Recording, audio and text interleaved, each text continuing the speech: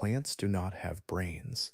They have no neurons, no central nervous system, no skull protecting a thinking organ.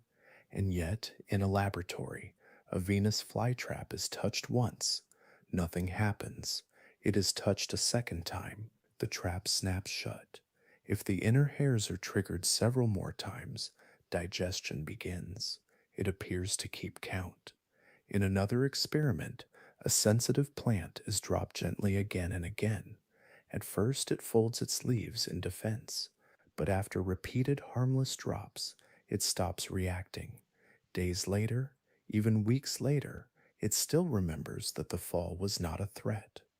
Roots growing underground alter their direction when near certain neighbors. Leaves release chemical signals into the air when attacked, and nearby plants change their defenses before damage reaches them. Electrical signals move through stems and leaves, not nerves, but pulses. For more than 470 million years, plants have survived every mass extinction, reshaped Earth's atmosphere, and built nearly all of the planet's biomass. They do not move as animals do. They do not think as we do. But they respond, they adapt, they process information. So if intelligence means processing information and making decisions, what are we witnessing in a field of grass? What does memory look like without neurons? How can counting exist in tissue that has never formed a brain? And if thinking does not require a head, what else have we misunderstood about life? Tonight, we step quietly into greenhouses and forests, following signals that move without thought as we know it. But before we begin, I would love to know where in the world you're listening from and what the time is there. It is always fascinating to think of these stories being heard across so many different skies. If you enjoy these gentle journeys into Earth's distant past, please do consider leaving a like and subscribing to the channel. So now take a deep breath, let your shoulders loosen, and let's begin. Long before laboratories filled with electrodes and microscopes, the idea of thinking belonged almost entirely to creatures that moved with visible intention. A head turned, eyes fixed, muscles answered, and action followed. Thought seemed to live behind a face, housed in a chamber of bone and protected like a delicate engine. For centuries, intelligence was sketched in the outline of an animal, quick, mobile, alert. Yet beneath that familiar outline lies a quieter definition, one less concerned with skulls and more concerned with flow. At its most basic level, intelligence can be understood as the ability to receive information, to process it, and to adjust behavior in response. Light shifts, temperature drops, nutrients thin out, competitors press closer. Signals enter a living system. Something within that system changes course. The change is not random. It follows patterns shaped by evolution, refined across vast spans of time. In animals, those patterns move through networks of neurons, firing in fractions of a second. In other forms of life, the movement is slower, carried by molecules and ions, yet the logic remains. Information arrives. A response is calculated. Energy is allocated. Structure bends or grows or fortifies. A reflex is often mistaken for thought, but they are not the same. A reflex is immediate and fixed, like a pre-written line delivered without revision. A flexible response unfolds differently.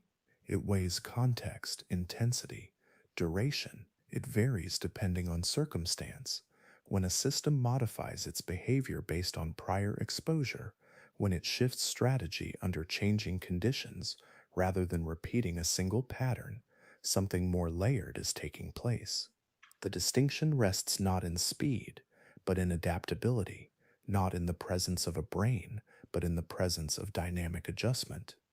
Animal evolution favored speed because movement demanded it. Muscles require coordination. Predators chase, prey flee. A centralized nervous system condensed decision-making into a rapid command center. Electrical impulses travel along dedicated pathways, integrating sensory input and dispatching instructions almost instantly. For a creature that runs, flies, or swims, delay can mean failure.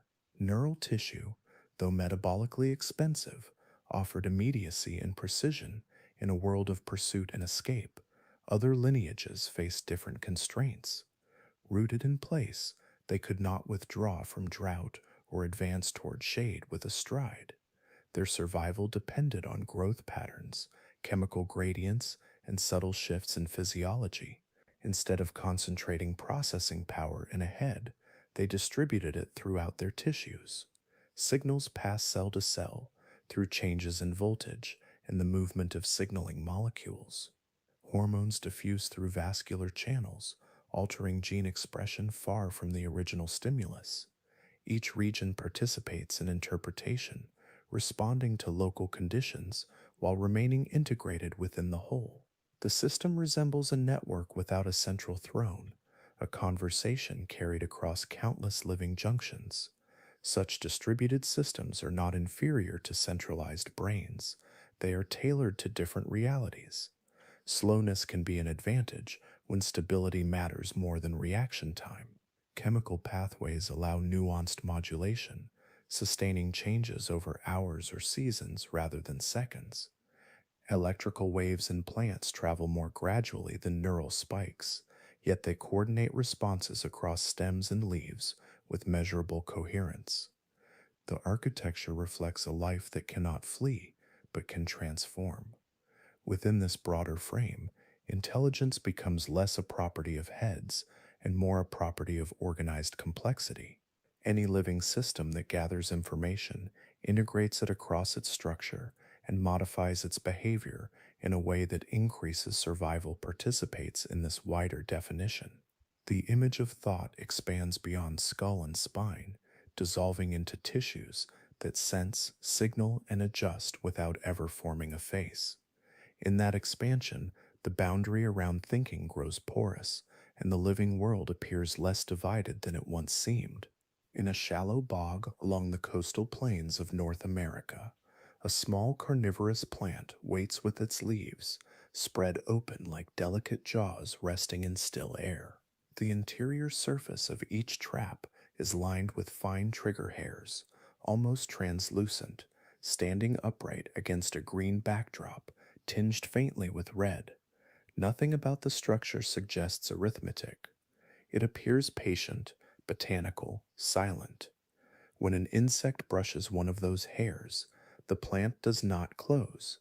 The contact sends a brief electrical disturbance across the surface of the leaf, a pulse measurable with modern instruments, traveling through tissue that contains no neurons and no synapses. The disturbance fades within seconds. The trap remains open. A single touch is not enough. If a second hair is triggered within a short span of time, another pulse travels through the lobes. The electrical changes accumulate. Ion channels open. Water shifts between cells, and the geometry of the leaf transforms. The trap snaps shut with surprising speed, sealing the space between its fringed edges. The sequence follows a threshold rule. One signal is insufficient. Two signals within a defined window cross the boundary that initiates movement. Inside the closed trap, the process continues with similar precision. Additional touches against the inner hairs, caused by the struggling insect, produce further electrical pulses. When approximately 5 such stimulations occur within that same temporary window, glands on the inner surface begin secreting digestive enzymes. The plant waits for evidence that the captured object contains substance worth dissolving. Raindrops may strike once or twice. Wind may jostle a leaf. The counting mechanism filters noise from nourishment. Researchers have recorded these electrical signals as action potentials, slower than those of animals yet clearly defined. Each stimulus alters the membrane potential of cells within the trap. The plant retains a short-term memory of the first touch for roughly half a minute. Within that interval, a second stimulus can combine with the first. Outside it, the record resets. The system resembles a capacitor slowly discharging, its stored charge fading unless reinforced by repeated contact. This numerical tracking improves survival in a habitat where energy is scarce. The soils of bogs are acidic and poor in nitrogen. Closing a trap requires metabolic cost. Secreting enzymes demands even more. If the plant responded indiscriminately, it would waste precious resources on debris and passing droplets. By integrating multiple signals before committing to digestion, it increases the likelihood that effort results in nutrient gain. The rule is simple yet effective, shaped by natural selection across countless generations. What emerges is a form of information processing grounded in thresholds and accumulation. The plant distinguishes between one event and several, between brief disturbance and sustained presence.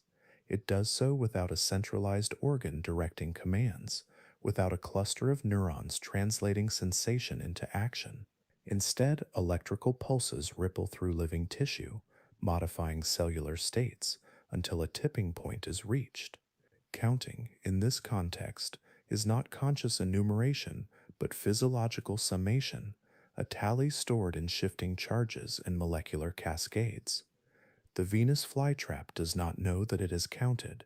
It does not picture numbers, yet its behavior reveals discrimination between quantities, a capacity to register sequence and frequency. Within the quiet architecture of its leaves, arithmetic unfolds as chemistry and voltage, demonstrating that numerical sensitivity can arise in tissues that have never formed a brain. On a quiet laboratory bench, rows of small potted plants sit beneath steady light, their compound leaves spread wide like open hands. Each leaflet belongs to Mimosa pudica, often called the sensitive plant, known for its sudden folding response when disturbed. At the slightest touch, the leaflets collapse inward, and the petiole droops, a swift defensive gesture driven by rapid changes in internal water pressure. The movement appears reflexive, automatic, immediate. In a series of controlled experiments, researchers subjected these plants to a simple disturbance. Each pot was dropped from a short height onto a soft surface, producing a harmless jolt without physical injury. At first, the plants reacted as expected, leaves folded tightly with each drop, conserving exposure as though anticipating harm. The reaction was consistent across individuals, a predictable sequence of stimulus and response. The drops continued at regular intervals. Over time, a change emerged. The leaves began to remain open. After repeated exposure to the same non-threatening event, the plants stopped folding altogether. They did not lose the ability to move. When touched directly by hand or shaken in a new way, they responded immediately, leaflets collapsing with full strength. The selective nature of the change revealed something more than exhaustion. Researchers tested whether fatigue might explain the fading response. They allowed the plants to rest. They altered the timing between drops. They confirmed that the cellular machinery responsible for movement remained functional. The leaves could still close. They simply did not close for that specific repeated stimulus. The plant had adjusted its behavior based on prior experience, conserving energy by ignoring a disturbance that had proven irrelevant. More striking still was the persistence of this adjustment. After days had passed, even after weeks without being dropped, many plants continued to keep their leaves open when the same harmless motion was repeated. The modification endured beyond the immediate experiment.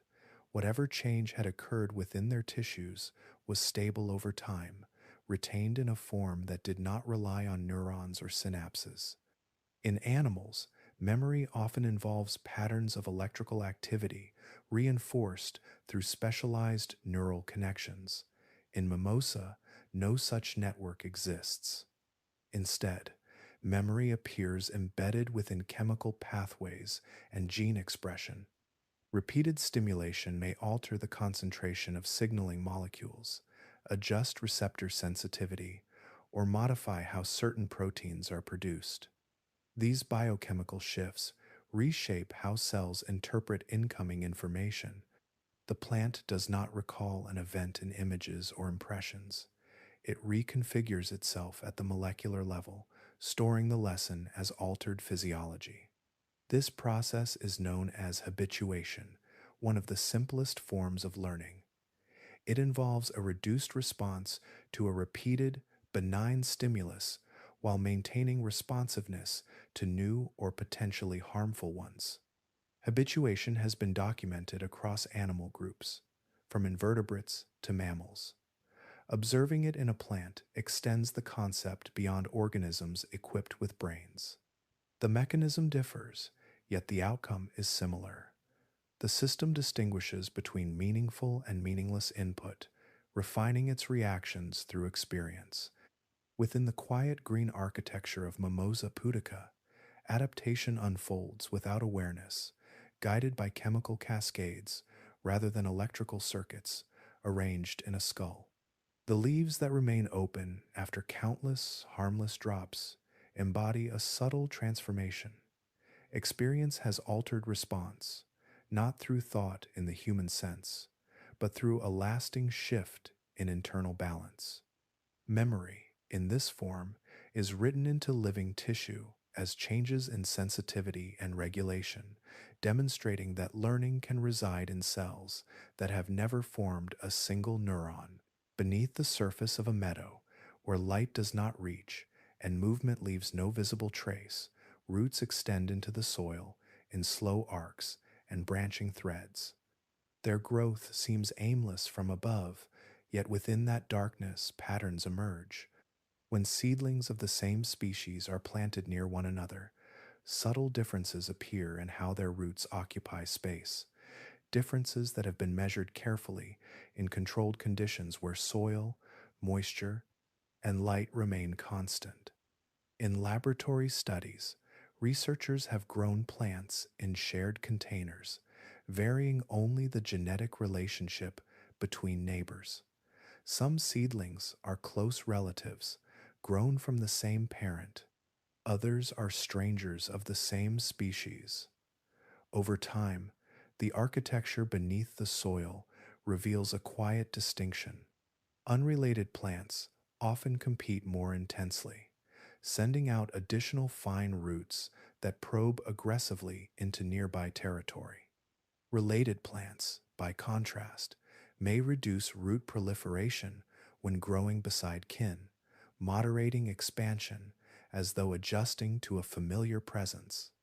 This moderation affects how resources are divided. Roots absorb water and dissolve nutrients through delicate membranes, transporting these materials upward to sustain leaves and stems. When multiple individuals share a confined volume of soil, the potential for competition is high. Yet experiments have shown that related plants sometimes allocate biomass differently, investing less in competitive root mass and more in cooperative balance.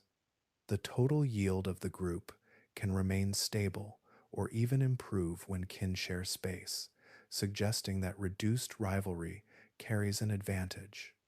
The mechanism guiding this recognition is not visual and not auditory. It unfolds through chemistry. Roots release exudates into the surrounding soil, a mixture of sugars, amino acids, organic acids, and other signaling compounds. These molecules diffuse through microscopic pores, altering the microbial community and interacting with neighboring roots. Specific chemical signatures vary among genotypes.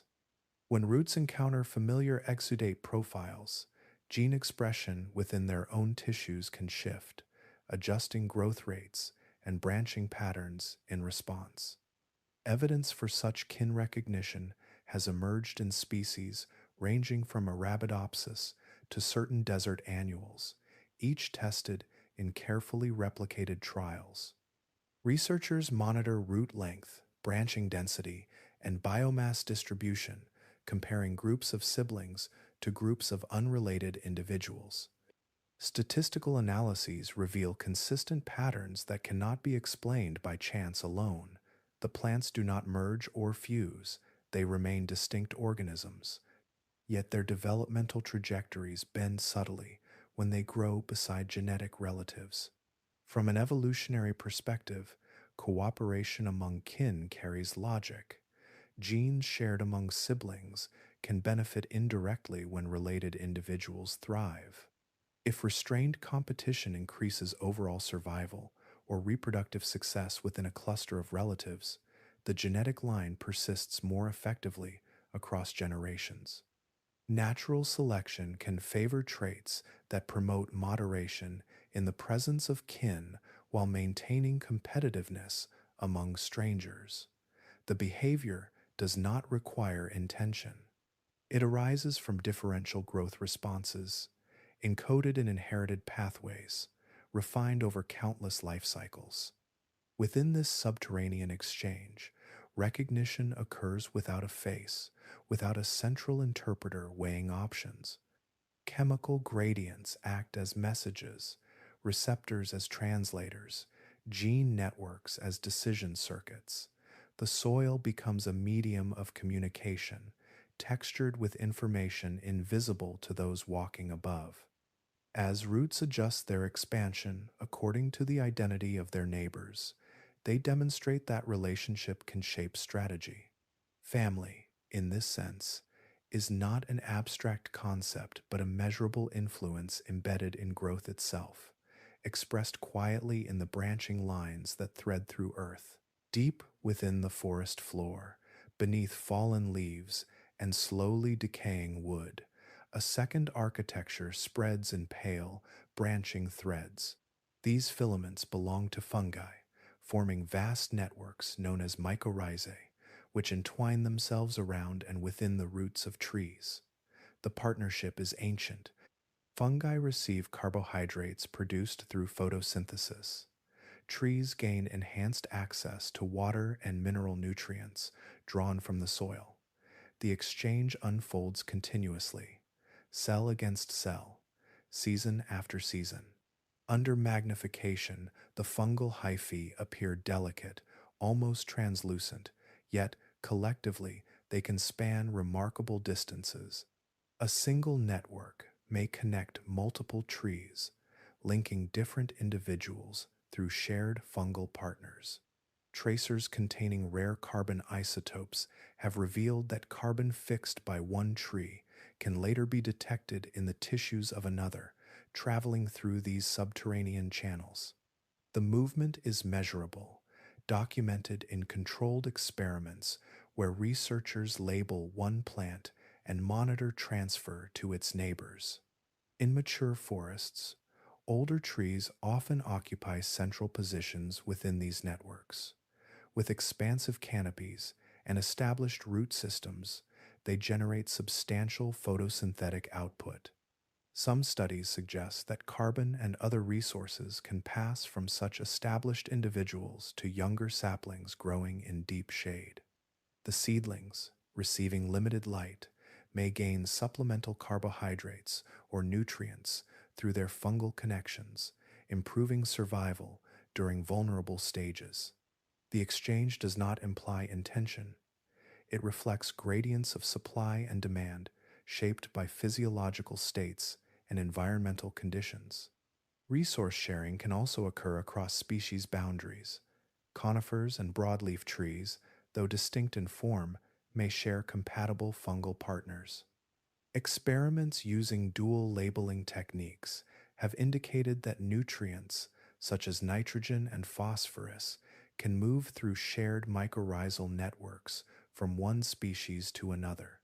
The degree and direction of transfer vary depending on light availability, soil fertility, and the relative health of participating trees. The system behaves less like a rigid pipeline and more like a dynamic web, adjusting to shifting ecological pressures. The phrase often used to describe this phenomenon evokes human technology. Yet, the comparison has limits. Fungal networks do not transmit messages in the symbolic sense. They facilitate the movement of molecules and influence chemical signaling between roots. When a tree experiences stress, certain compounds may increase within its tissues, and neighboring plants connected through shared fungi can exhibit altered gene expression in response.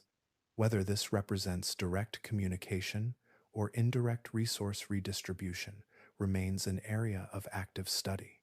Scientists generally agree that mycorrhizal associations enhance nutrient uptake and that carbon transfer between connected plants can occur under experimental conditions. They also recognize that fungi themselves act as independent organisms, allocating resources in ways that maximize their own survival. The extent to which forests operate as cooperative communities versus competitive assemblages is debated. Some findings highlight mutual support, while others emphasize competition mediated by fungal partners that favor the most productive hosts. What remains clear is that forest ecosystems are physically interconnected below ground to a degree once unimagined. Roots and fungi form composite structures, exchanging sugars, minerals, and signals across boundaries that appear separate at the surface. Individual trees stand upright in apparent isolation, yet beneath them lies a lattice of biological association. Through these networks, matter flows in measured pulses, guided by concentration gradients and metabolic demand. The underground world does not resemble a conscious society.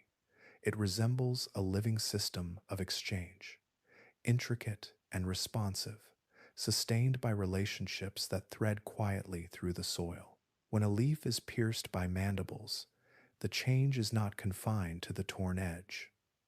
Within seconds, cells near the wound begin altering their chemistry.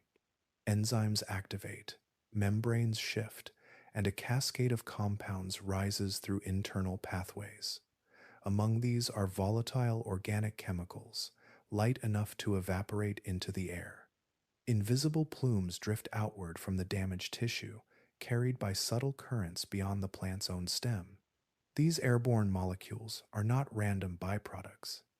Many belong to well-studied families, such as jasminates, green leaf volatiles, and terpenoids, each produced through specific metabolic routes.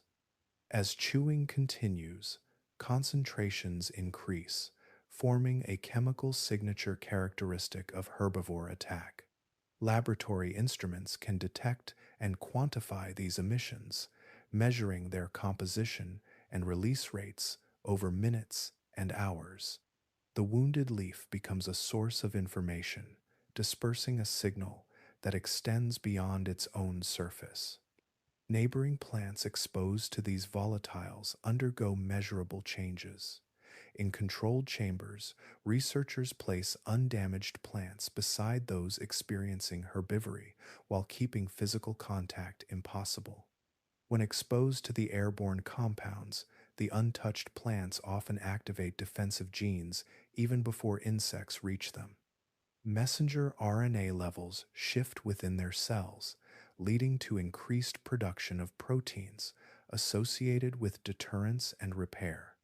The response is not identical across species, but the pattern has been observed in crops such as corn, sagebrush in open landscapes, and various deciduous trees. One common consequence of this gene activation is heightened synthesis of toxic or bitter secondary metabolites. Alkaloids, phenolics, and protease inhibitors accumulate in leaves, altering their palatability or digestibility. Insects that feed upon these prepared plants may grow more slowly or experience reduced survival. The defense carries a cost, diverting energy from growth toward protection, yet the early warning allows allocation to occur before extensive damage spreads. In some systems, the signal does more than prepare neighbors. Certain volatile blends attract predatory or parasitic insects that feed on the herbivores themselves. Experiments with caterpillars feeding on tobacco or maize have shown that damaged plants release compounds that lure parasitoid wasps. The wasps, guided by scent, locate the feeding larvae and lay their eggs within them. The plant indirectly recruits an ally, shifting the ecological balance through chemistry alone. The speed of this communication varies with environmental conditions. In still air within laboratory enclosures, nearby plants can exhibit gene activation within hours. Field studies suggest that volatile signals disperse over shorter distances outdoors, influenced by wind and dilution, yet measurable effects have been recorded among closely spaced individuals. Analytical techniques such as gas chromatography and mass spectrometry allow precise identification of compounds involved, while gene expression assays confirm internal changes in receiver plants. Scientists agree that airborne signaling plays a role in plant defense, though its range and ecological significance remain areas of active research. Some findings emphasize localized interactions among immediate neighbors, while broader forest-scale effects are more difficult to quantify. What is clear is that leaves under attack do not remain chemically silent. They alter the composition of the air around them, broadcasting information in molecular form.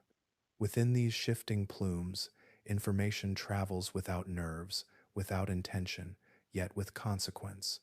Cells detect external chemicals through receptor proteins embedded in membranes, initiating intracellular pathways that reshape physiology. The exchange occurs through scent and sensitivity rather than speech, extending the domain of plant interaction into the atmosphere itself. A seed germinates in darkness, sending its first root downward into a world it has never encountered. There is no map in the soil, no visible path marked in advance. Yet the tip does not wander at random.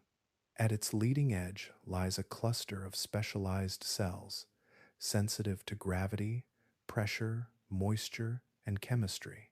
Within this narrow zone, information from the surrounding Earth is gathered continuously, guiding the direction of growth with quiet precision. As the root advances, it encounters gradients rather than boundaries. Nutrients such as nitrate and phosphate are not evenly distributed.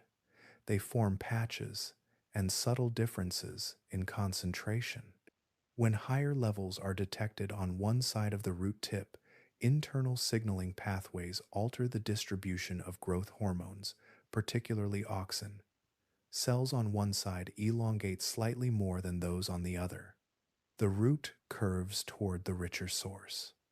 Branching patterns adjust as well, with lateral roots proliferating more densely in nutrient-abundant zones. The architecture reshapes itself to capture what the soil offers. At the same time, roots can avoid unfavorable conditions. Elevated salt concentrations create osmotic stress, drawing water out of cells and disrupting metabolic balance. When salt levels rise asymmetrically around a root tip, ion sensors embedded in cellular membranes detect the change. Hormonal signals shift once again, suppressing growth toward the higher concentration and promoting expansion in safer directions. The turn occurs before direct damage accumulates, reflecting sensitivity to gradients rather than reaction to injury. Moisture provides another cue. In drying soil, water potential decreases unevenly. Certain roots exhibit hydrotropism, bending toward regions where moisture remains higher. Experiments with split root systems, in which one side of the root is exposed to drier substrate and the other to a slightly wetter medium, reveal consistent curvature toward the available water. The adjustment involves complex interactions between abscisic acid and other signaling molecules that recalibrate cell expansion rates. Even in complete darkness, the root discerns direction by tracing invisible differences in hydration. Physical obstacles also influence trajectory. When a root encounters a dense particle or compacted layer, mechanosensitive channels within the tip register the pressure. growth can slow, redirecting around the barrier rather than pressing forward blindly. In laboratory settings, roots presented with bifurcating paths often favor the route with less resistance or greater nutrient access, altering branching frequency accordingly. The decision unfolds over hours or days, shaped by cumulative input from the immediate environment. Below ground, neighboring plants complicate the picture. Roots from different individuals may overlap, competing for limited resources. Chemical signals released into the soil can signal presence, prompting adjustments in root density and depth. Some species allocate more biomass to roots when competition intensifies, while others invest selectively in zones where returns are highest. These shifts reflect strategic allocation rather than fixed programming. The plant integrates signals about nutrients, water, salinity, and neighbors into a coordinated pattern of growth. The system operates without a central overseer. Each region of the root responds to local information while remaining connected through vascular tissues that distribute hormones and metabolites. Feedback loops refine behavior continuously. If a nutrient patch is depleted, branching may decrease. If moisture improves, growth accelerates. The pattern resembles a living algorithm, translating gradients into geometry. In this slow choreography beneath the surface, direction emerges from sensing and adjustment. Roots extend, pause, curve, and divide, shaping their paths in response to shifting conditions. The soil becomes a field of signals, and the plant translates those signals into structure, demonstrating that decision-making can reside in growth itself, written into the curves and branches that form unseen in the dark. Before electrodes were ever placed against a stem, botanists noticed subtle timing in the way distant parts of a plant seemed to coordinate. A leaf injured on one side could influence responses far from the original disturbance, suggesting that information traveled internally. For a long time, the idea of electrical signaling in plants was considered unlikely, even improper, because electricity belonged to nerves, and nerves belonged to animals. Yet living cells, whether in a brain or a blade of grass, maintain differences in electrical charge across their membranes. Ions move through channels, creating tiny voltage changes measurable in millivolts. In certain circumstances, these changes propagate along tissues as transient waves. In plants, such events are often described as action potential-like signals. They share key features with animal action potentials, including rapid depolarization followed by repolarization, though they arise from different ion dynamics and travel more slowly. Careful measurements have recorded signal speeds ranging from a few millimeters to several centimeters per second, depending on species and stimulus. This is far slower than the transmission along myelinated nerves in animals, yet within the scale of a leaf or stem, it remains swift. When a plant experiences mechanical damage, intense light, heat shock, or herbivore attack, electrical disturbances can spread through vascular tissues, particularly along the phloem. These signals alter calcium levels within cells and trigger cascades that influence gene expression and hormone production. Long-distance communication in plants depends not only on chemical diffusion, but also on these voltage changes. A stimulus at one location can produce a wave that moves through connected tissues, priming distant regions for defense or adjustment. In some experiments, researchers have wounded a single leaf and detected electrical responses in leaves several nodes away. The arrival of the signal correlates with activation of specific defense pathways, indicating that electrical events participate in coordinating whole plant behavior. Early scientists were cautious. In the 19th and early 20th centuries, Some experiments suggested electrical activity in plants, but instrumentation lacked the precision to distinguish true biological signals from experimental noise. The absence of specialized nerve cells further fueled skepticism. Without neurons, how could a plant conduct electricity in an organized manner? Many researchers assumed that any recorded voltage change was incidental rather than functional. Advances in technology reshaped that assumption. Microelectrodes, fluorescent calcium indicators, and high resolution imaging now allow direct visualization of electrical and ionic fluctuations within plant tissues. Using sensitive amplifiers, scientists can map the timing and amplitude of voltage changes following specific stimuli. The patterns are reproducible and stimulus dependent, demonstrating that plants generate structured electrical responses rather than random fluctuations. These signals do not resemble thoughts, nor do they imply consciousness. They represent a biophysical mechanism for integrating information across a distributed body. Membrane potentials shift, channels open, ions flow, and messages spread through living conduits that also transport sugars and water. In this network, there is no central processor issuing commands.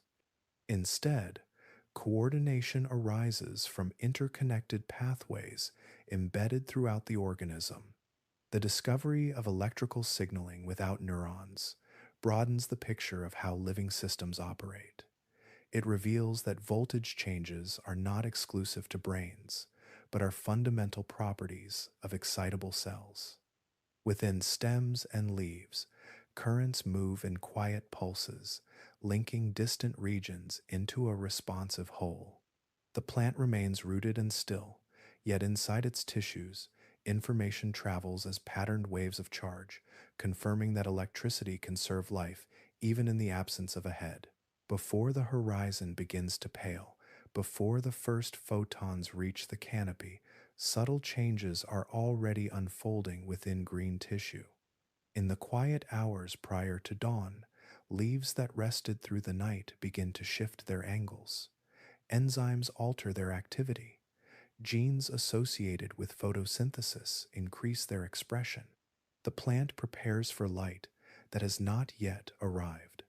This preparation is guided by circadian rhythms, internal cycles that run on a period of roughly 24 hours. Even in constant darkness, many plants continue to display these oscillations for days, revealing that the timing does not rely solely on immediate environmental cues. Within each cell, networks of interacting genes and proteins create feedback loops. Certain genes activate during the subjective morning, their protein products accumulating until they suppress their own expression later in the day. As levels decline, suppression lifts, and the cycle begins again. The rhythm persists, like a quiet metronome, embedded in living tissue. This internal clock synchronizes metabolism with the predictable rotation of Earth. Photosynthetic machinery is costly to assemble and maintain.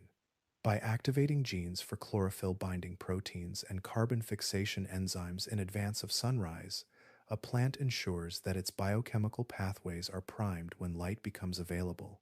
Laboratory experiments have shown that gene expression peaks shortly before anticipated dawn when plants are grown under regular light cycles. If the timing of illumination is shifted abruptly, the internal rhythm adjusts gradually over successive days, aligning once more with the new schedule. Leaf movements also follow these cycles. In certain species, leaves rise and orient themselves to maximize light interception during the day, then lower or fold at night. These movements continue under constant conditions, demonstrating control by endogenous clocks rather than direct response alone. Time-lapse imaging reveals that adjustments often begin before environmental change, as though the plant predicts the daily arc of the sun. The anticipation arises from oscillatory gene networks, translating molecular time into mechanical action through changes in turgor pressure and differential growth. Beyond the daily cycle, plants exhibit longer-term temporal integration, often described as seasonal memory. Many species track the duration of daylight through a process known as photoperiodism. Specialized photoreceptors measure the length of night, and when a critical threshold is reached, flowering pathways activate. The transition from vegetative growth to reproduction depends not on a single warm afternoon, but on accumulated signals over weeks. Vernalization provides another example, in which exposure to prolonged cold alters chromatin structure around key genes, enabling flowering once favorable temperatures return. The memory of winter persists at the molecular level, recorded in modifications that change how DNA is read. Experiments in controlled growth chambers confirm that disrupting clock genes can impair fitness. Plants with altered circadian timing often grow more slowly or exhibit reduced photosynthetic efficiency when their internal period does not match the external day. Alignment between internal rhythms and environmental cycles enhances resource use and resilience. The clock does not confer awareness of time, it confers coordination, allowing physiological processes to occur in harmony with repeating planetary patterns. Within these rhythmic oscillations, anticipation emerges not as foresight, but as entrainment, a coupling between molecular loops and celestial rotation. Cells count hours through feedback and repression, translating abstract time into concrete preparation. Leaves lift before dawn, enzymes assemble in darkness, flowering awaits the measured length of night. In this steady synchronization with the turning earth, plants reveal that timing itself can be an expression of intelligence, inscribed quietly in cycles that repeat without a single conscious thought. Every leaf is a ledger.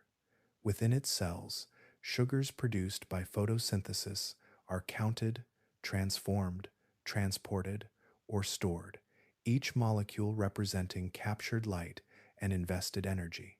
None of it is infinite.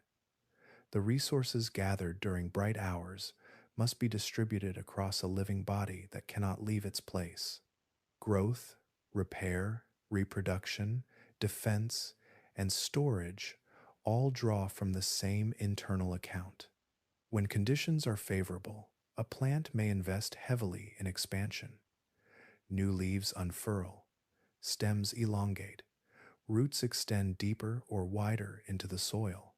Cell division accelerates in meristems, fueled by carbohydrates moved through the phloem.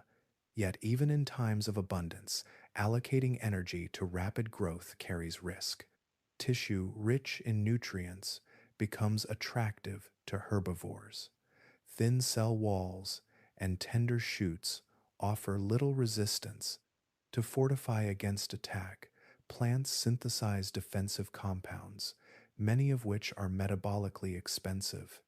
Alkaloids, tannins, and other secondary metabolites require carbon skeletons and enzymatic machinery that could otherwise be used for biomass accumulation. The balance between growth and defense shifts continuously. Hormonal pathways integrate signals from light, temperature, mechanical damage, and neighboring organisms. Jasmonic acid levels may rise in response to wounding, redirecting resources toward protective chemistry and away from elongation. Conversely, under low threat and strong illumination, growth-promoting hormones such as gibberellins may dominate. These biochemical negotiations occur without deliberation, yet they reflect prioritization embedded within metabolic networks. Drought intensifies the trade-offs. As soil moisture declines, stomata close to reduce water loss, limiting carbon dioxide intake and slowing photosynthesis. Sugar production falls even as roots must search more widely for remaining water. Some species increase investment in root systems during dry periods, redirecting carbohydrates downward to enhance absorption capacity. This choice can come at the expense of leaf area, reducing immediate photosynthetic potential but potentially securing long-term survival. Other plants may shed leaves to decrease transpiration, sacrificing current energy gain to conserve water. The allocation of sugars between roots and shoots is not static. Experiments have shown that altering light availability on leaves changes carbon distribution patterns within hours. When leaves receive more light, a greater proportion of assimilated carbon remains in the shoot. Under nutrient limitation in the soil, more carbon is transported to roots, supporting branching and interaction with soil microorganisms. Vascular tissues act as highways for this redistribution, guided by concentration gradients and hormonal signals that respond to local conditions. Strategic resource management extends to reproduction as well. Flowering and seed production demand significant energy. In years of stress, some perennial plants reduce or delay reproductive output, channeling resources instead into maintenance and storage. Starch accumulates in roots or stems, forming reserves that can support regrowth when conditions improve. This storage represents deferred expenditure, a buffering strategy against environmental unpredictability. Underlying these shifts is a dynamic accounting system encoded in gene regulation and enzyme activity. Sensors detect internal carbohydrate status, adjusting metabolic flux accordingly. If energy reserves drop too low, growth-related genes may be downregulated, while stress response pathways intensify. The plant does not calculate in numbers, yet its physiology reflects continuous cost-benefit adjustments shaped by evolutionary pressures. In this economy of survival, every gram of carbon and every molecule of nitrogen is assigned purpose through changing circumstances. Expansion yields opportunity, defense yields protection, storage yields resilience. The plant remains rooted, yet its internal priorities evolve with the environment. Through these steady reallocations, life persists not by excess, but by balance maintained across shifting seasons and uncertain ground. Along the dry savannas of Central America, certain acacia trees grow with swollen thorns and tiny nectar-secreting glands positioned at the base of their leaves. At first glance, these features appear ornamental or defensive in isolation. Yet within their hollow spines live colonies of ants, moving in steady lines along the branches, patrolling the surface of bark and leaf. The relationship between acacia and ant is shaped by exchange. The tree produces extrafloral nectar, a sugary secretion not intended for pollination, but for protection. It also forms nutrient-rich structures known as Beltian bodies at the tips of leaflets, providing fats and proteins that sustain the resident ants. In return, the ants act as vigilant defenders. When herbivorous insects land on the foliage, the ants swarm quickly, biting and driving intruders away. Even grazing mammals that brush against the branches may be deterred by the sudden rush of stinging defenders.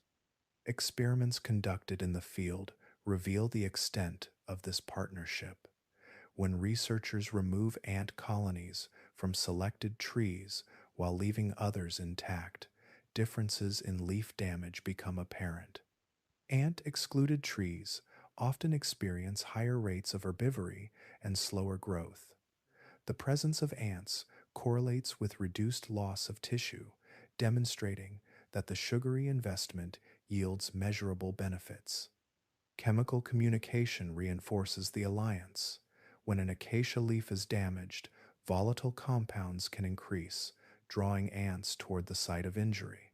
Some studies suggest that the composition of nectar itself may shift in response to attack, altering sugar concentration or amino acid content in ways that stimulate greater ant activity. The signals are not commands in any conscious sense, yet they modify insect behavior through biochemical cues.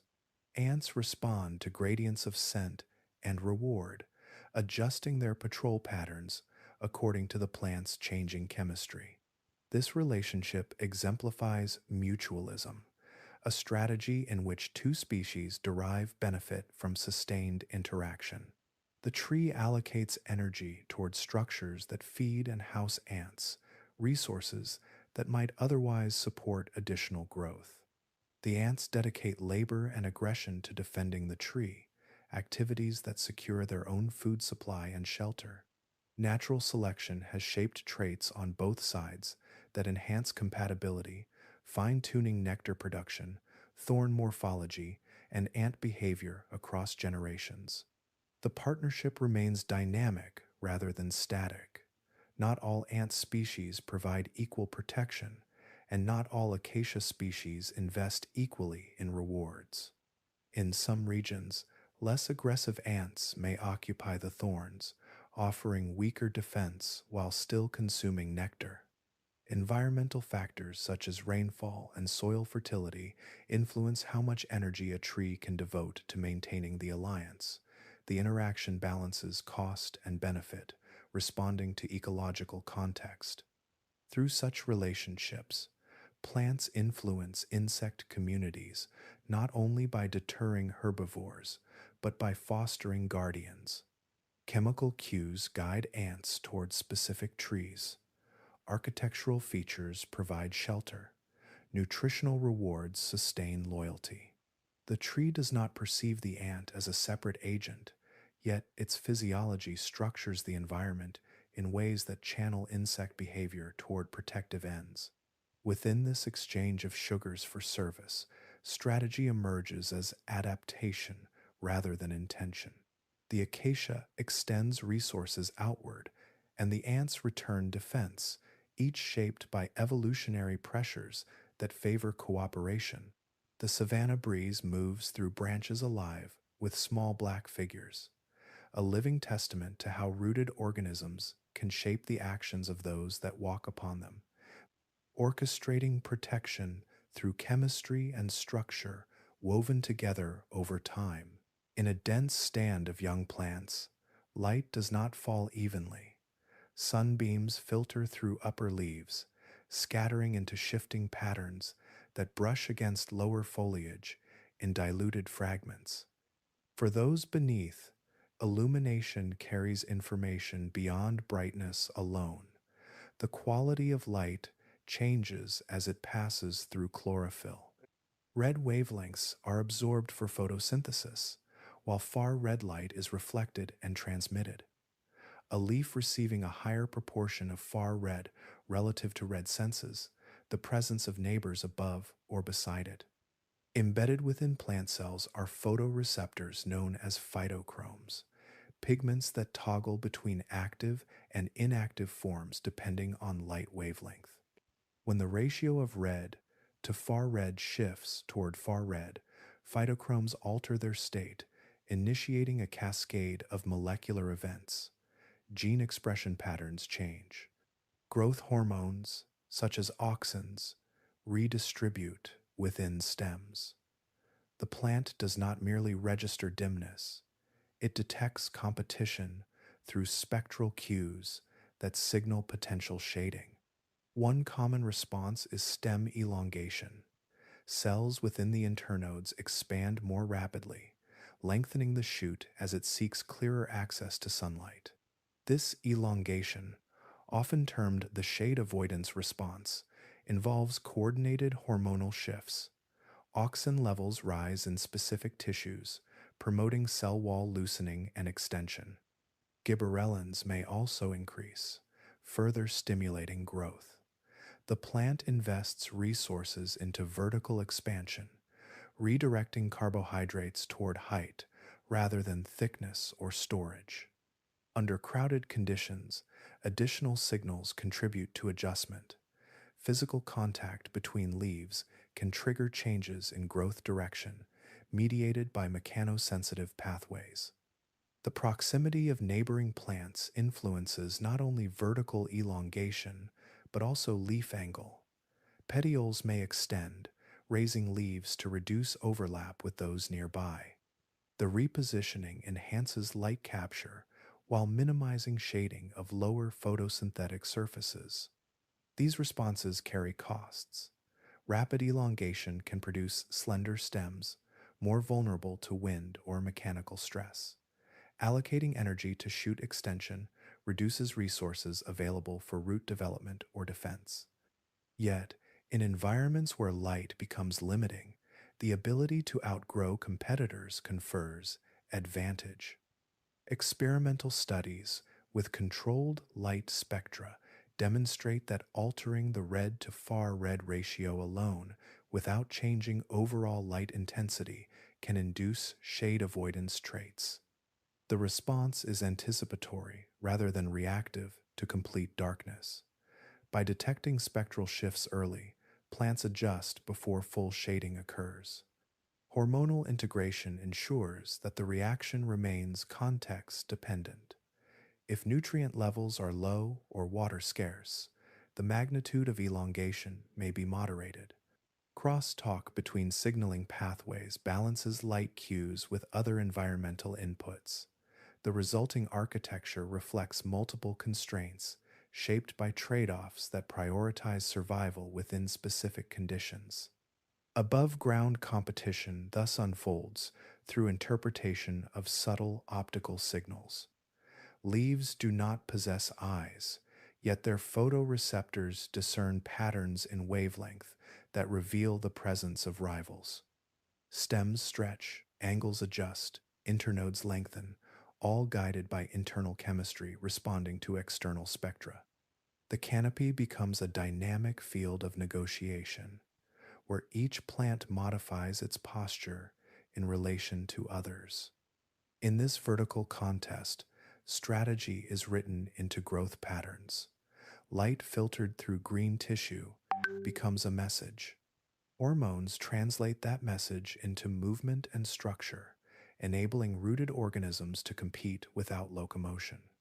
The quiet rising of a stem toward clearer sky reflects not impulse, but integration, a coordinated response to the living shadows cast by neighbors sharing the same air. Beneath the visible contest for light, another form of rivalry unfolds in silence. Soil appears uniform from above, yet at microscopic scales it is structured by gradients of nutrients, moisture, and chemistry shaped by each living root. As roots grow, they release a steady stream of compounds into the surrounding earth.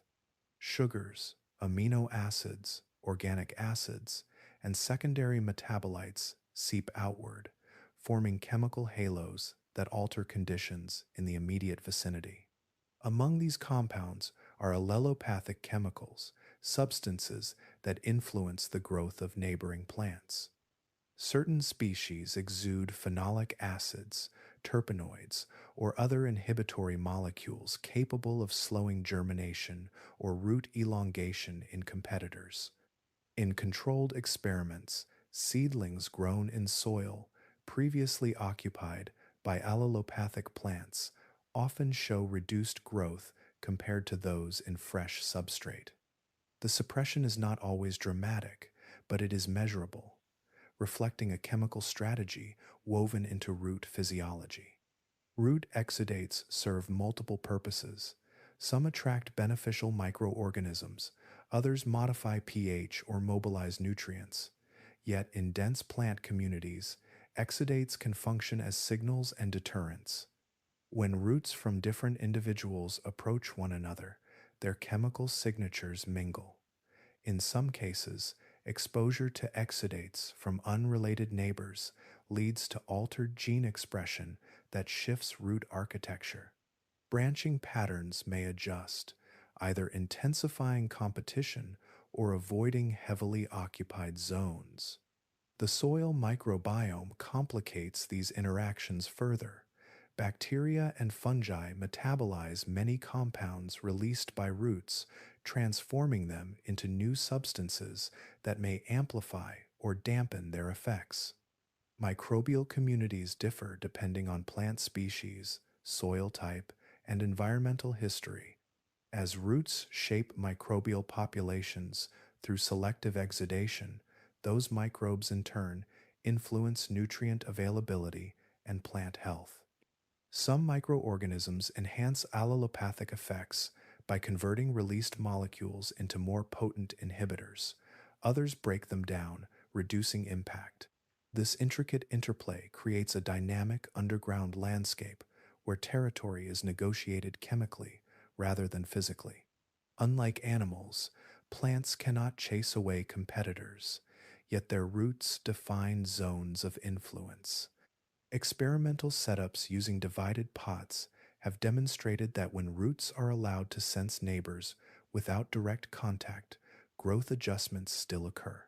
Chemical cues alone suffice to alter allocation of biomass, indicating perception of presence before physical collision. In natural ecosystems, such territorial behavior can shape plant distribution. Certain grasses and shrubs create inhibitory soil conditions that limit establishment of other species nearby, contributing to patchy patterns across landscapes. In agricultural settings, allelopathic crops have been studied for their potential to suppress weeds, reducing reliance on external herbicides. These applications underscore that chemical competition is not incidental but embedded within plant strategies. The underground world thus becomes a field of influence defined by diffusion, metabolism, and microbial mediation. Roots release compounds continuously, shaping their surroundings in ways that favor their own persistence. Competition does not require visible confrontation. It proceeds through gradients and thresholds in the dark. Chemical boundaries shift as conditions change, responding to rainfall, temperature, and community composition. Within this concealed arena, survival depends on subtle adjustments to neighbors whose presence may never be seen. Root systems expand, retract, and recalibrate in response to exuded molecules and microbial signals. Territorial patterns emerge as products of chemistry interacting with ecology, illustrating that below the soil surface, strategy takes form as invisible architecture woven through earth and life intertwined. A leaf standing in open air is more than a surface for light capture. Across its thin layers, countless receptors lie embedded within membranes, each tuned to aspects of the world that often pass unnoticed.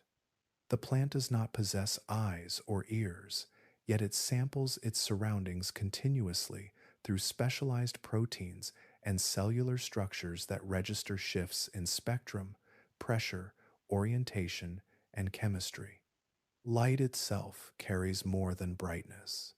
Different wavelengths convey distinct information about time of day, canopy density, and seasonal change. Photoreceptors, such as phytochromes, cryptochromes, and phototropins, absorb specific portions of the electromagnetic spectrum, triggering signaling pathways that influence germination, stem curvature, flowering time, and chloroplast positioning. Blue light can guide shoots toward openings, while red and far red balance informs plants about the proximity of neighbors. Ultraviolet radiation prompts the synthesis of protective pigments that shield delicate tissues from damage. Within a single blade of grass, spectral data is sorted and translated into growth patterns. Gravity exerts a constant pull, yet its direction must be sensed internally for roots and shoots to orient correctly. Specialized cells contain dense starch-filled structures known as statoliths that settle toward the lower side of the cell under the influence of gravity. Their displacement alters the distribution of auxin, the hormone responsible for differential growth. Roots curve downward, reinforcing anchorage and water acquisition. Shoots curve upward, seeking light. This geotropic response persists even in darkness, guided by mechanical forces operating at microscopic scales. Touch sensitivity extends beyond obvious movements, such as tendrils curling around supports. Subtle mechanical stimulation can alter growth trajectories and gene expression. Mechanosensitive ion channels embedded in membranes open when membranes deform, allowing calcium influx that initiates downstream responses. Plants brushed repeatedly by wind often develop thicker stems, a phenomenon known as thigmomorphogenesis. In climbing species, brief contact with a surface can redirect elongation, enabling structures to wrap around supports and ascend. Moisture detection shapes survival in drying landscapes. Cells perceive changes in water potential, adjusting turgor pressure and hormonal balance accordingly. Abscisic acid rises during drought, signaling stomata to close and reducing transpiration. Roots explore gradients in soil hydration, altering branching patterns toward zones of higher water content.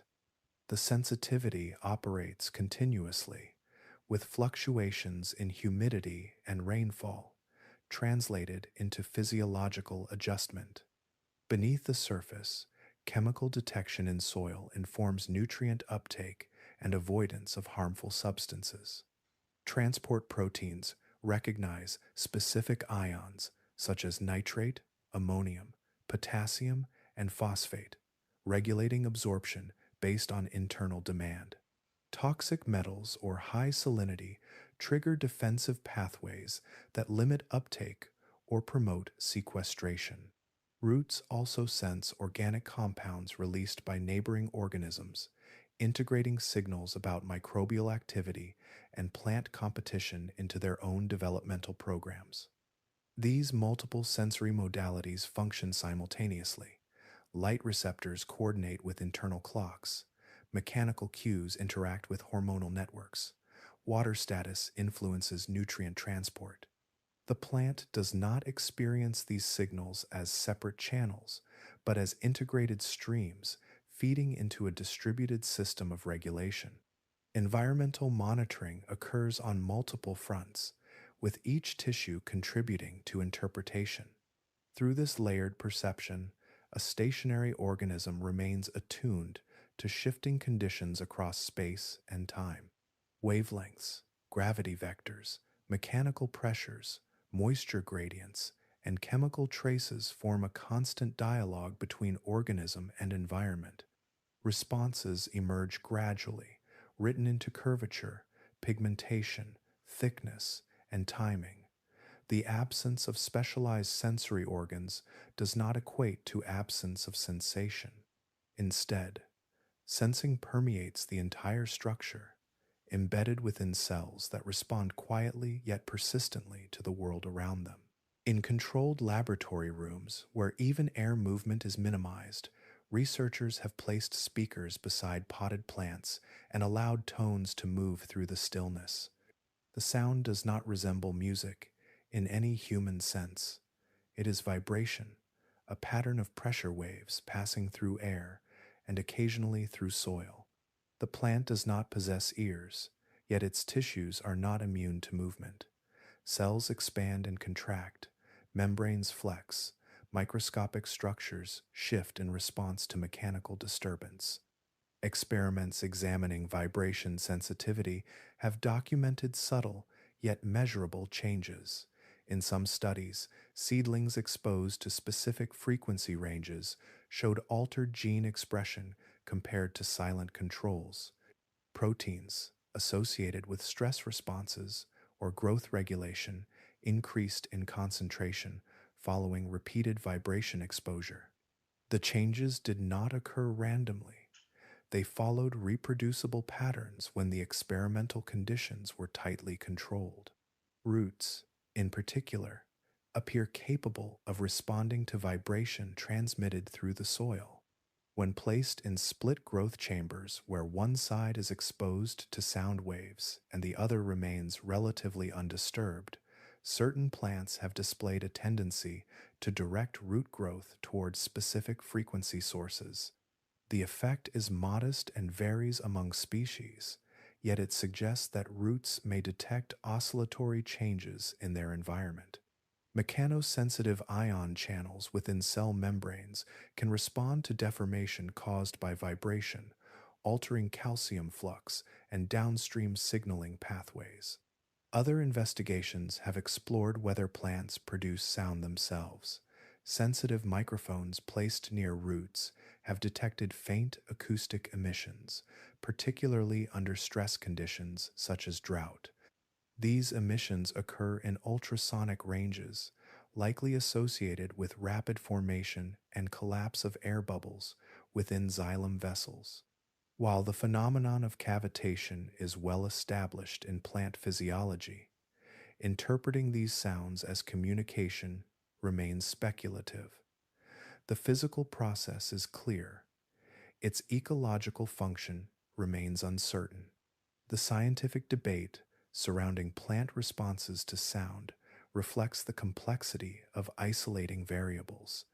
Vibrations in experimental settings can alter airflow, temperature distribution, or microbial activity within soil. Ensuring that observed responses arise directly from acoustic stimulation rather than secondary effects requires careful controls. Some reported findings have proven difficult to replicate consistently across laboratories, leading to caution in interpretation. What is firmly supported is the sensitivity of plant tissues to mechanical stimuli. Membrane-bound receptors detect pressure and tension changes, triggering cascades that influence growth, defense, and development. Wind brushing against leaves or rain striking a stem produces mechanical input that shapes morphology over time.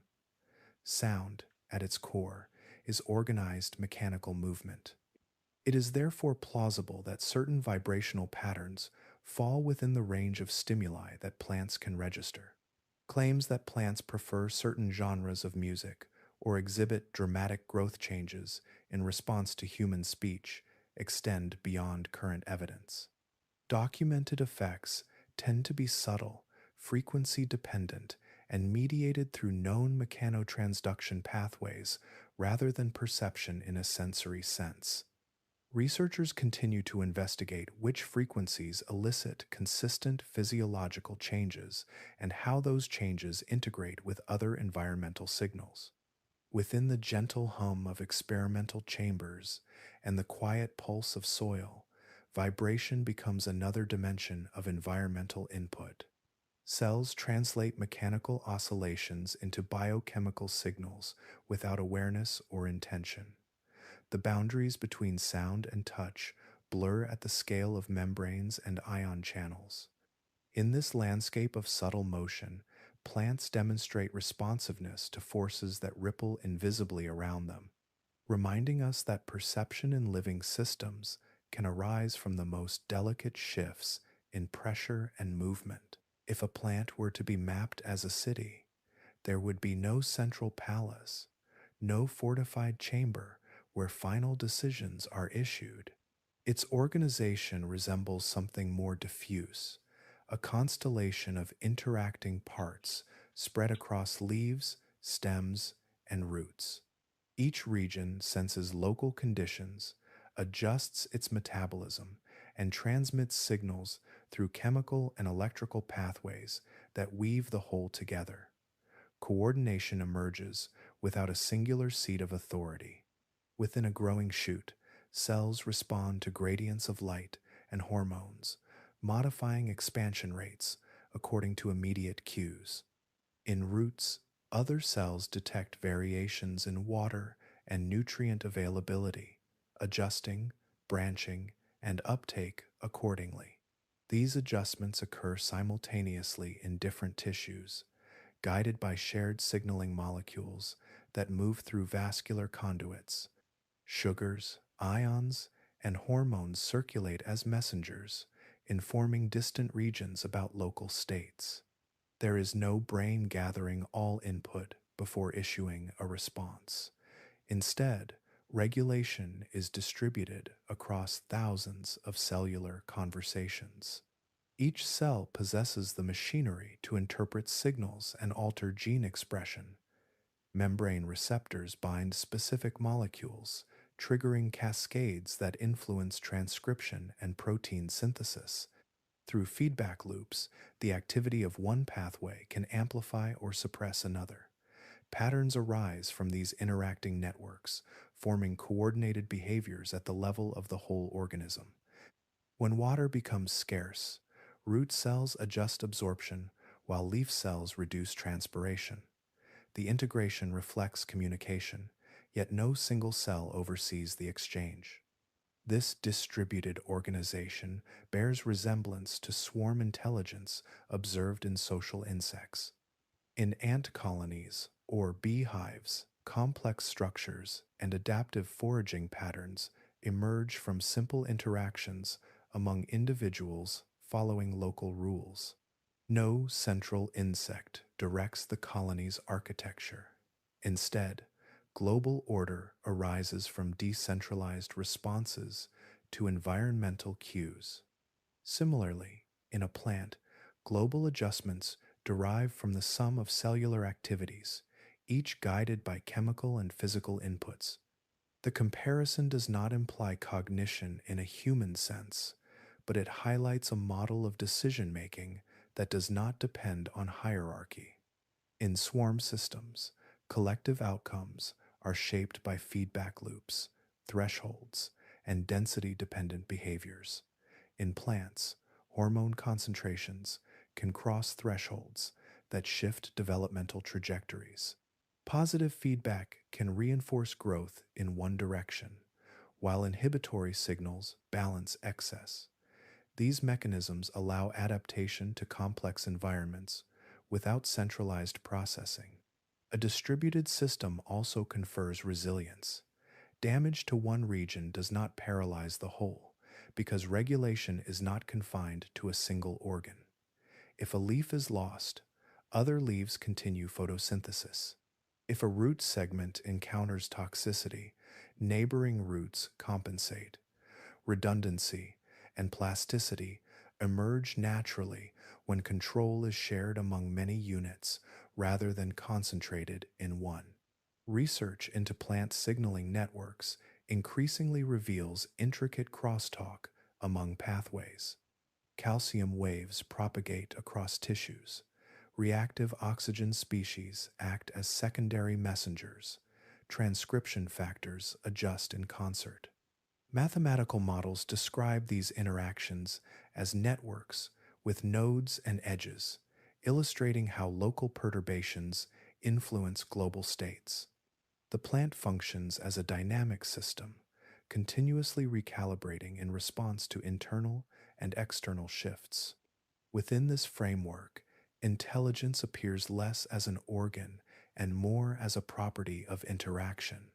Every cell participates in sensing and response, contributing to patterns that scale from microscopic fluctuations to visible growth. The absence of a command center does not equate to absence of coordination. Instead, coherence arises from distributed processes woven throughout living tissue, demonstrating that organized adaptation can unfold without a single point of control. Movement reshapes the demands placed upon a body. Creatures that hunt or flee must decide quickly. Hesitation can mean hunger or harm. Plants inhabit a different tempo. Anchored to soil, they do not chase or escape.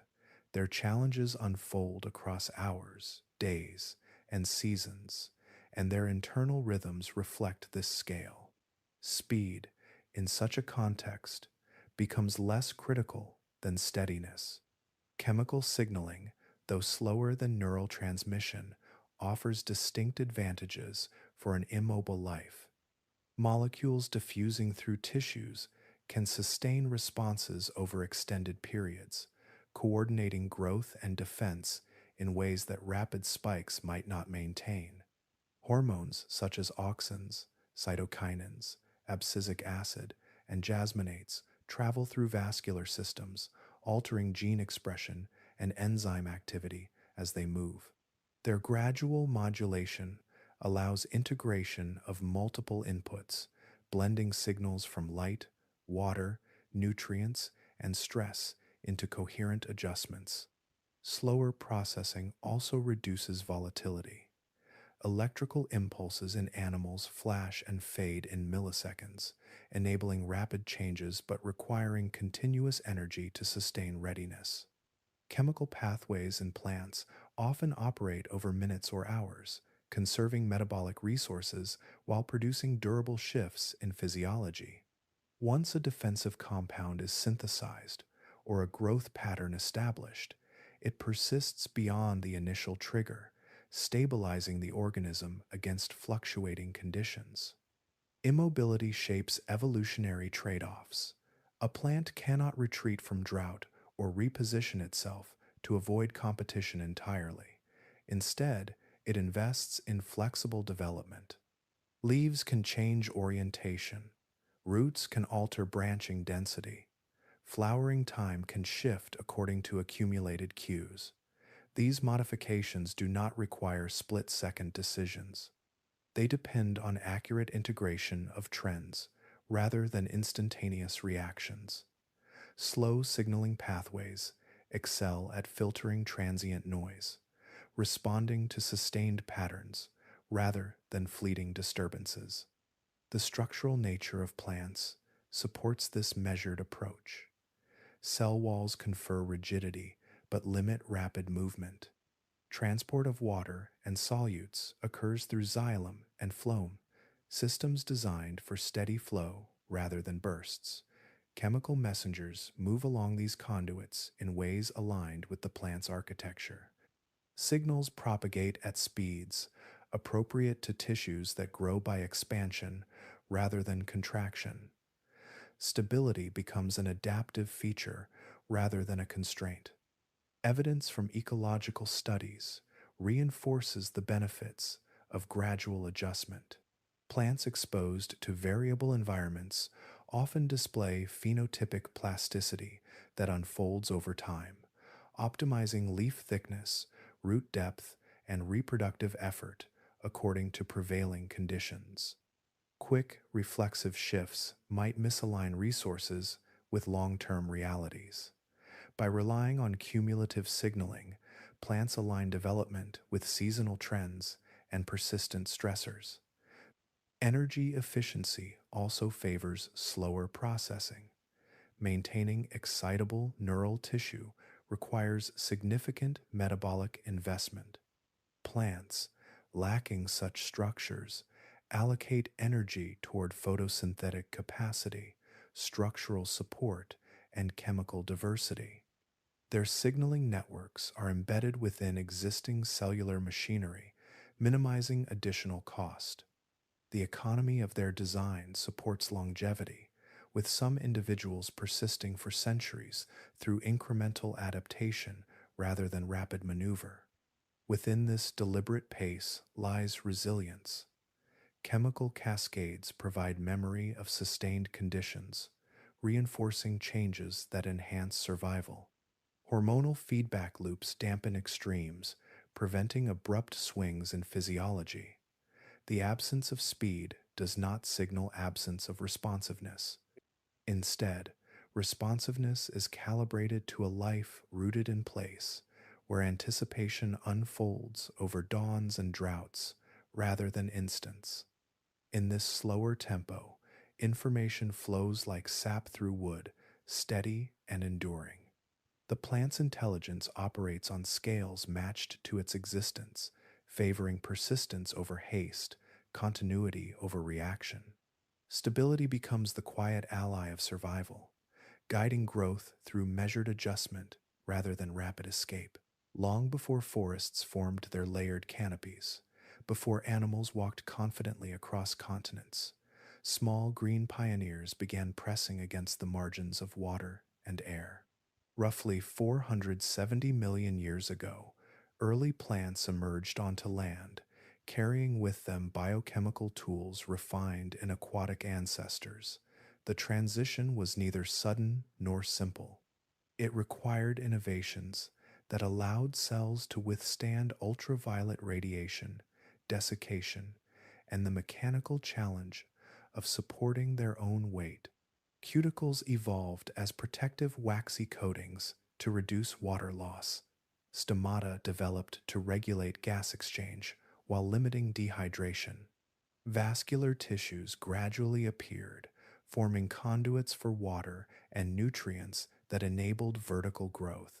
Roots anchored bodies against erosion and facilitated absorption from mineral rich soils that had never before hosted complex life. Each adaptation built upon the last, establishing a framework that could endure fluctuating climates and geological upheavals. Across the long arc of Earth's history, life on land faced repeated crises. Volcanic eruptions reshaped atmospheres, glaciations covered continents in ice, and mass extinctions erased dominant lineages.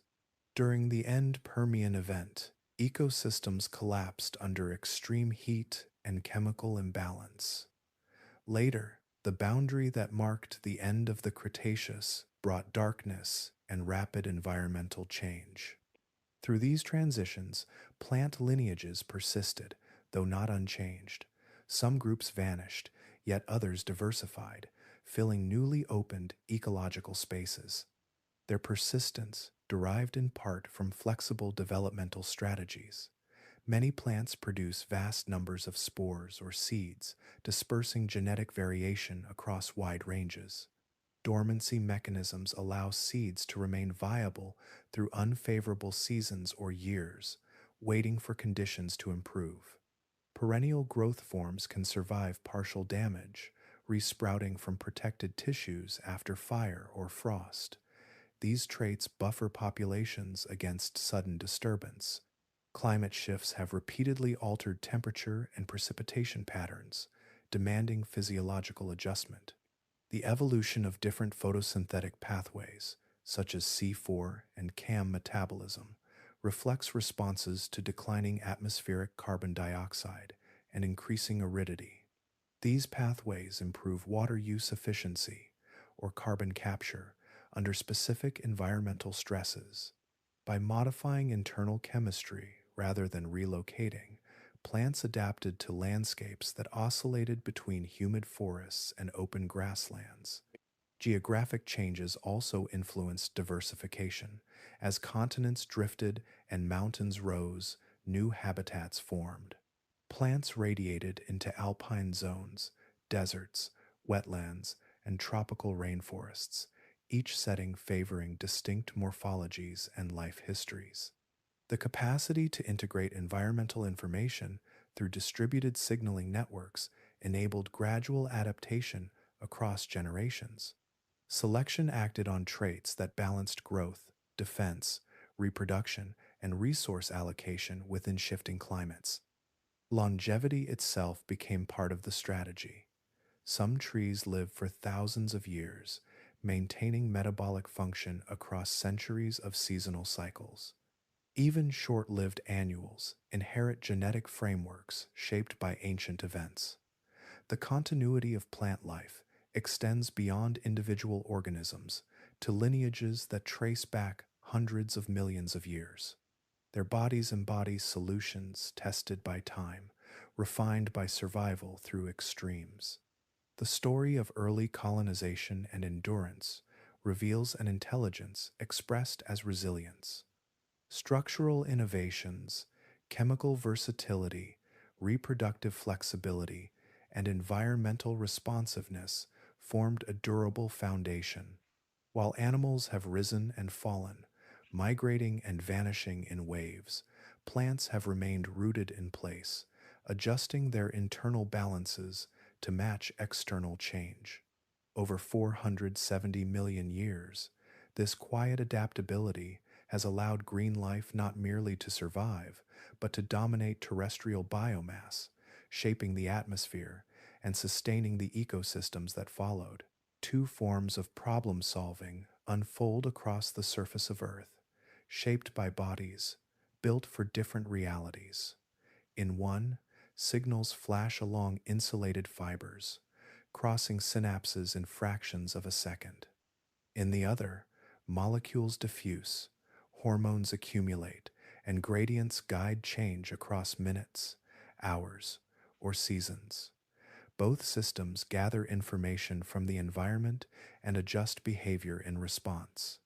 Their tempos differ, yet each reflects an evolutionary answer to constraint. Animals rely on fast neural signaling because movement demands immediacy. Muscles contract through coordinated electrical impulses transmitted along nerves, allowing rapid pursuit, escape, or exploration. Sensory organs channel light, sound, and chemical cues into centralized networks where integration occurs within a brain. The architecture supports flexible, moment to moment decision making. A predator shifts direction mid chase. Prey alter course at the first hint of danger. Speed increases survival in a mobile body, navigating complex terrain. Plants inhabit a different spatial logic. Rooted in place, they cannot relocate when conditions deteriorate. Their problem solving therefore manifests as modulation of growth, physiology, and chemistry. Signals travel through vascular tissues and intercellular pathways, often mediated by hormones and secondary messengers. Responses unfold gradually, shaping structure rather than initiating immediate locomotion. A stem bends toward light. Roots proliferate in nutrient-rich zones. Defensive compounds accumulate following sustained attack. The adjustments are deliberate in tempo, aligned with environmental trends rather than instantaneous threats. Mobility alters the nature of uncertainty. For animals, encountering new terrain or predators requires rapid assessment and action. Neural circuits evolved to integrate diverse sensory inputs and coordinate swift output. Plants experience uncertainty differently. Seasonal cycles, moisture variability, and neighbor density represent persistent conditions rather than sudden surprises. Slow chemical integration filters transient fluctuations, emphasizing sustained patterns. The absence of locomotion reduces the need for split-second reflexes, favoring stability and incremental change. Energy allocation further distinguishes the paths. Neural tissue consumes substantial metabolic resources, maintaining ionic gradients and constant readiness for activation. Animal brains represent significant energetic investment, offset by the advantages of adaptive movement and behavioral complexity. Plants distribute energy across photosynthetic surfaces, structural support, and chemical diversity instead. Their signaling systems draw upon existing metabolic frameworks, embedding regulation within pathways already essential for growth and survival. Yet both strategies demonstrate information processing tailored to context. Neural networks produce rapid patterns of activity that encode perception and intention. Chemical networks in plants adjust gene expression, enzyme activity, and developmental trajectories based on cumulative inputs. In both cases, feedback loops refine outcomes. Animals learn through synaptic modification. Plants adjust sensitivity and resource allocation through hormonal modulation and epigenetic change. These two evolutionary paths emerged from shared ancestral biochemistry, yet diverged as life diversified. One path favored centralized computation paired with movement across landscapes. The other favored distributed regulation within organisms anchored to soil. Neither approach is inherently superior. Each excels within its domain. Animal intelligence manifests in swift maneuver and flexible behavior. Plant intelligence manifests in structural plasticity and long-term environmental attunement. Across ecosystems, these modes of problem-solving coexist and intertwine. Grazers shape plant communities. Plants influence animal distributions through nutrition and shelter. The contrast between fast neural and slow chemical systems highlights the adaptability of life, demonstrating that intelligence need not conform to a single architecture. Instead, it reflects alignment between organism and environment, expressed through pathways that match the rhythms and constraints of each form. Clarity is as important as curiosity. As evidence accumulates for complex signaling, memory like processes, and adaptive behavior in plants, it becomes essential to define what those findings do not imply. Careful boundaries protect understanding from drifting into exaggeration. The language of intelligence, when applied too loosely, can obscure more than it reveals. There is no credible scientific evidence that plants possess consciousness in the sense studied in animals and humans. Consciousness involves subjective experience, awareness of self or environment, and neural processes associated with integrated perception. Research in neuroscience links conscious states to specific brain structures and patterns of electrical activity. Plants lack neurons, synapses, and centralized processing organs. Their signaling networks, though intricate, operate through biochemical and biophysical pathways that do not resemble known substrates of awareness. Similarly, there is no evidence that plants experience pain as animals do. In animals, pain involves specialized sensory neurons called nociceptors, which detect tissue damage and transmit signals to the brain. The resulting experience integrates sensory input with emotional and cognitive components. Plants respond to injury through electrical changes, hormone release, and activation of defense genes, yet these reactions do not indicate subjective suffering. They represent physiological adjustments aimed at survival rather than conscious distress. Acknowledging these limits does not diminish the sophistication of plant responses. It clarifies the distinction between metaphor and mechanism. When a leaf under attack increases production of defensive compounds, it does so through molecular signaling cascades triggered by damage. When roots redirect growth away from salinity, the shift arises from ion sensing and hormonal modulation. These processes embody information, integration, and adaptive change without invoking inner experience. Scientific inquiry benefits from restraint. Terms such as learning, memory, or communication can describe observable phenomena at the cellular and organismal level, yet their meanings must remain anchored to measurable mechanisms. In plants, memory refers to persistent alterations in gene expression or signaling sensitivity following prior exposure, not recollection in a cognitive sense. Communication describes chemical exchange that influences neighboring organisms, not intentional messaging. Debate within the research community reflects this caution. Some scholars advocate for broader definitions of intelligence that encompass decentralized systems. Others warn that anthropomorphic language risks misinterpretation. The consensus rests on observable evidence.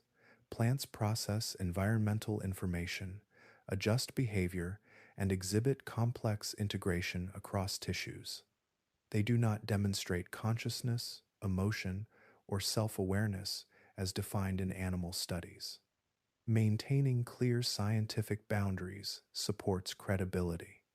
It ensures that fascination with plant complexity does not become projection.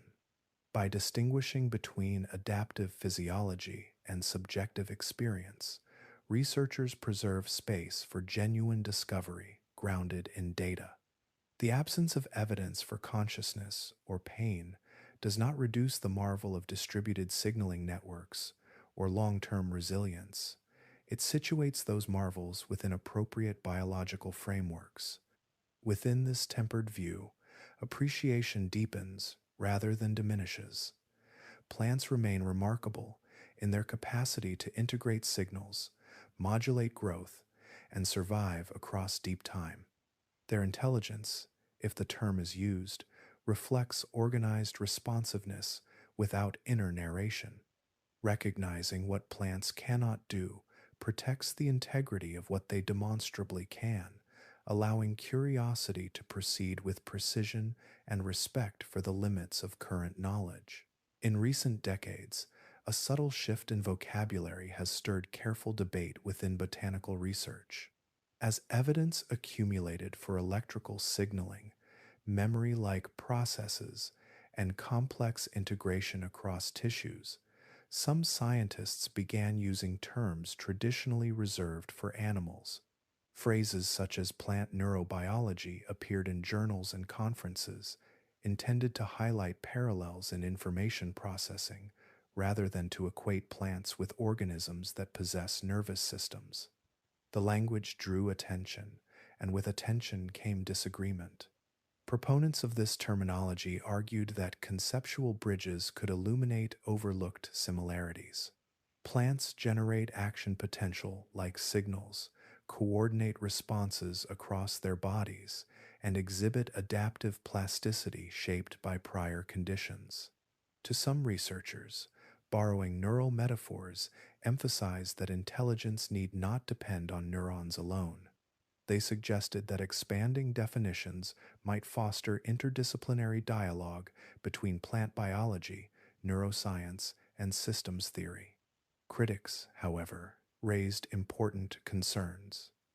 The term neurobiology implies the presence of nerves and specialized neural tissue, structures that plants do not possess.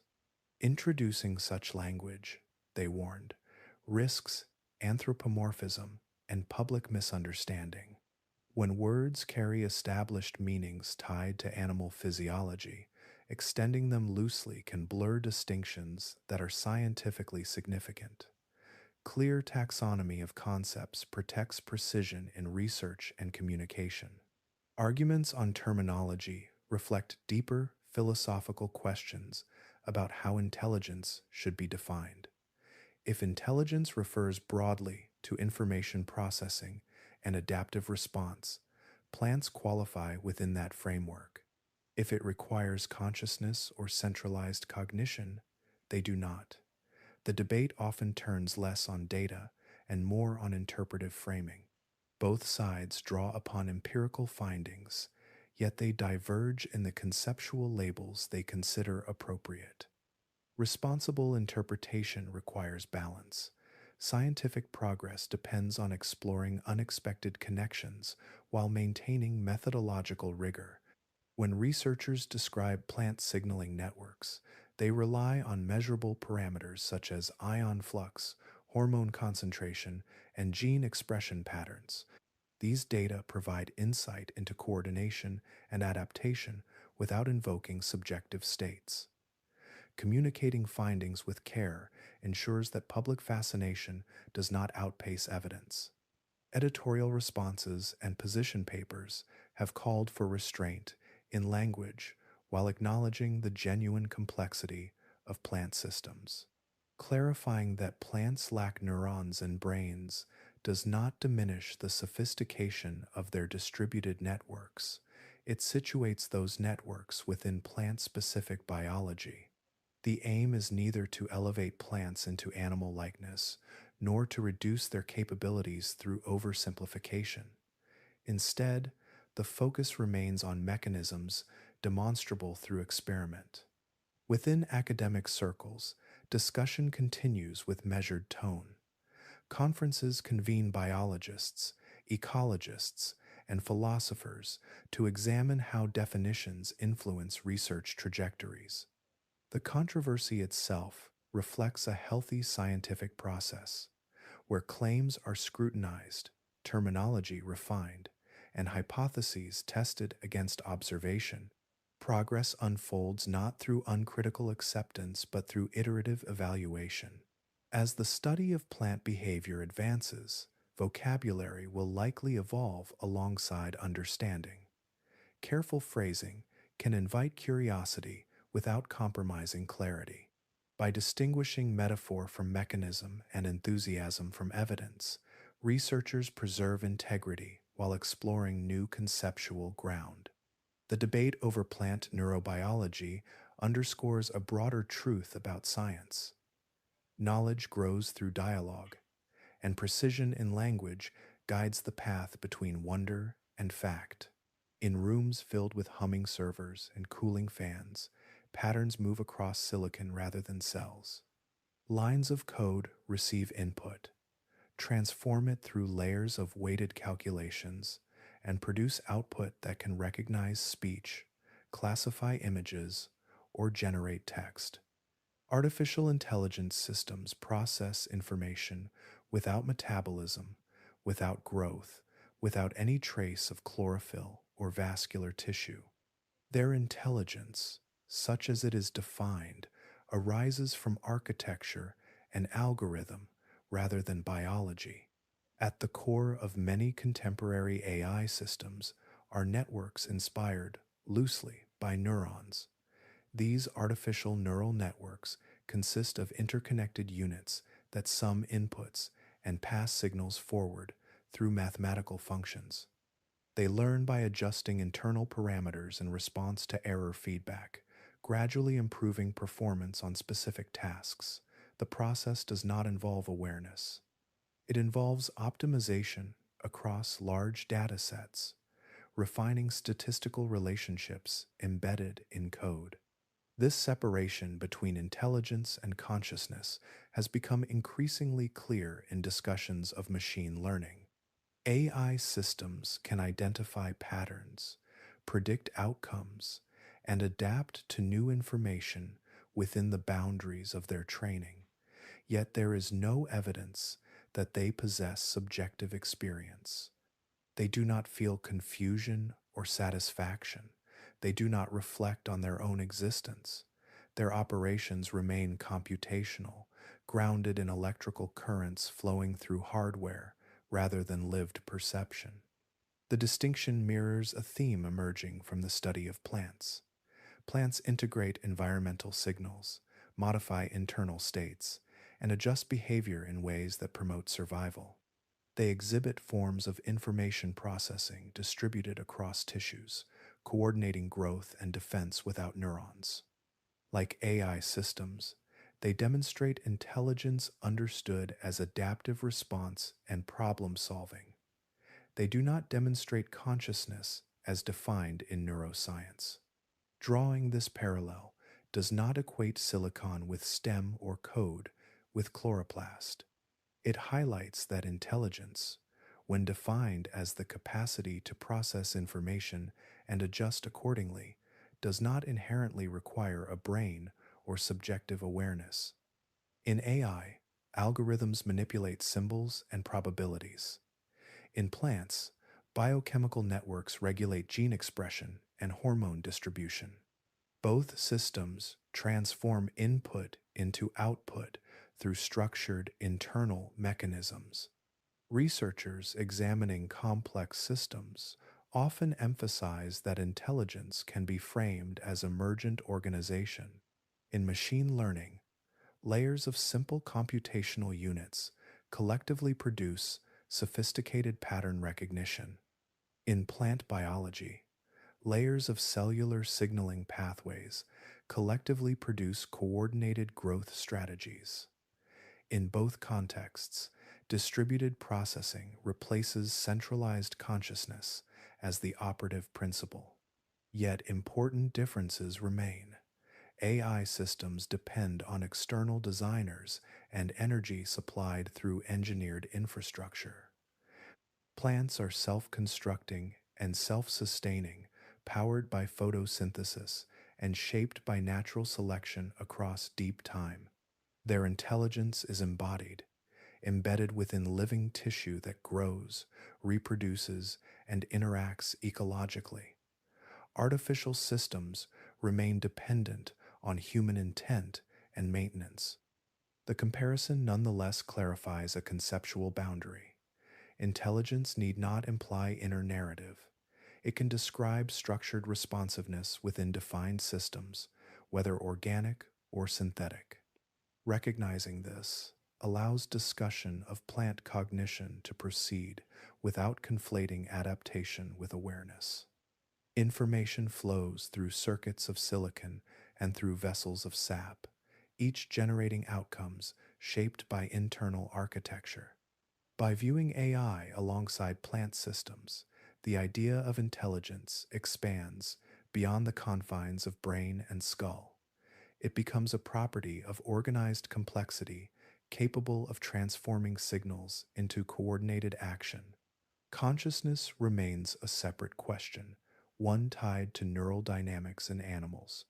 The parallel invites careful distinction while underscoring that adaptive processing can arise in diverse forms, rooted in soil or wired into machines. Definitions shape perception as surely as roots shape soil. The words chosen to describe intelligence determine which forms of life are included and which are excluded.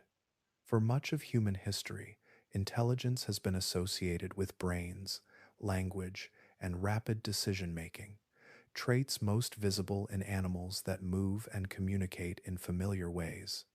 This framing narrows attention to a particular architecture, one centered in skull and nerve. Yet intelligence can be approached from another angle. It may be understood as the capacity of a system to receive information, integrate it across internal pathways, and adjust its behavior in ways that enhance persistence. Under this description, intelligence becomes less about anatomy and more about function. The focus shifts from organs to networks, from centralized control to coordinated interaction among parts. Across biological systems, information networks take many forms. In animals, neurons connect into vast circuits, transmitting electrical impulses that encode sensory input and motor output. In plants, signaling networks are woven through vascular tissues and cellular membranes, distributing hormones, ions, and reactive molecules that alter gene expression and growth patterns. In both cases, nodes and connections form webs through which data travels, influencing outcomes at the level of the whole organism. Adaptive response systems operate by detecting changes in environment and modifying internal states accordingly. When light intensity shifts, metabolic pathways recalibrate. When nutrients fluctuate, transport proteins adjust uptake rates. These processes do not require awareness, they require coordination. Feedback loops refine performance over time, reinforcing beneficial responses and dampening maladaptive ones. Complexity arises from interaction rather than from conscious oversight. Viewing intelligence through the lens of networks reveals continuity across life forms. Distributed signaling in plants, centralized neural processing in animals, and computational algorithms in machines each represent solutions to the problem of integrating information. The structures differ, yet the underlying principle remains. Signals are transformed into organized behavior through internal connectivity. Such reframing does not erase distinctions. Brains enable experiences and cognitive functions that extend beyond physiological adaptation. Symbolic reasoning and abstract thought belong to neural systems with unique capabilities. Recognizing alternative forms of intelligence does not imply equivalence between plants and animals. It broadens the conceptual landscape without collapsing categories. Scientific language evolves as understanding deepens. Expanding the definition of intelligence to include diverse architectures allows researchers to compare mechanisms across systems without anthropomorphic projection. It encourages examination of how coordination emerges from molecular interactions in one context and synaptic plasticity in another. The emphasis rests on measurable processes rather than on assumed hierarchy. In this broader perspective, intelligence appears as organized responsiveness embedded within networks, whether composed of neurons, cells, or coded circuits. It reflects the capacity to translate environmental variation into structured adaptation.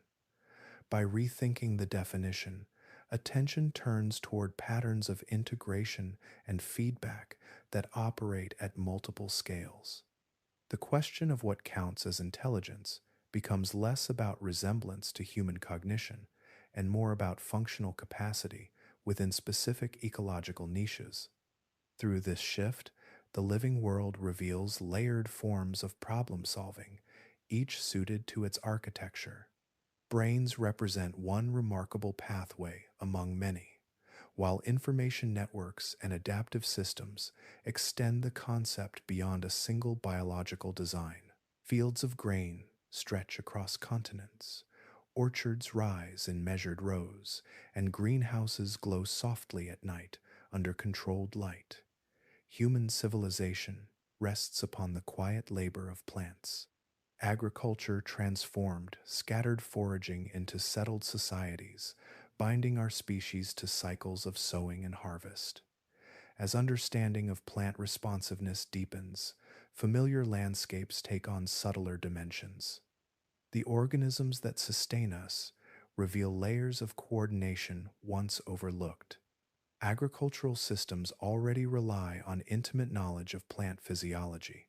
Farmers adjust irrigation to manage stomatal behavior, balance nutrients to guide root development, and time planting according to photoperiod sensitivity.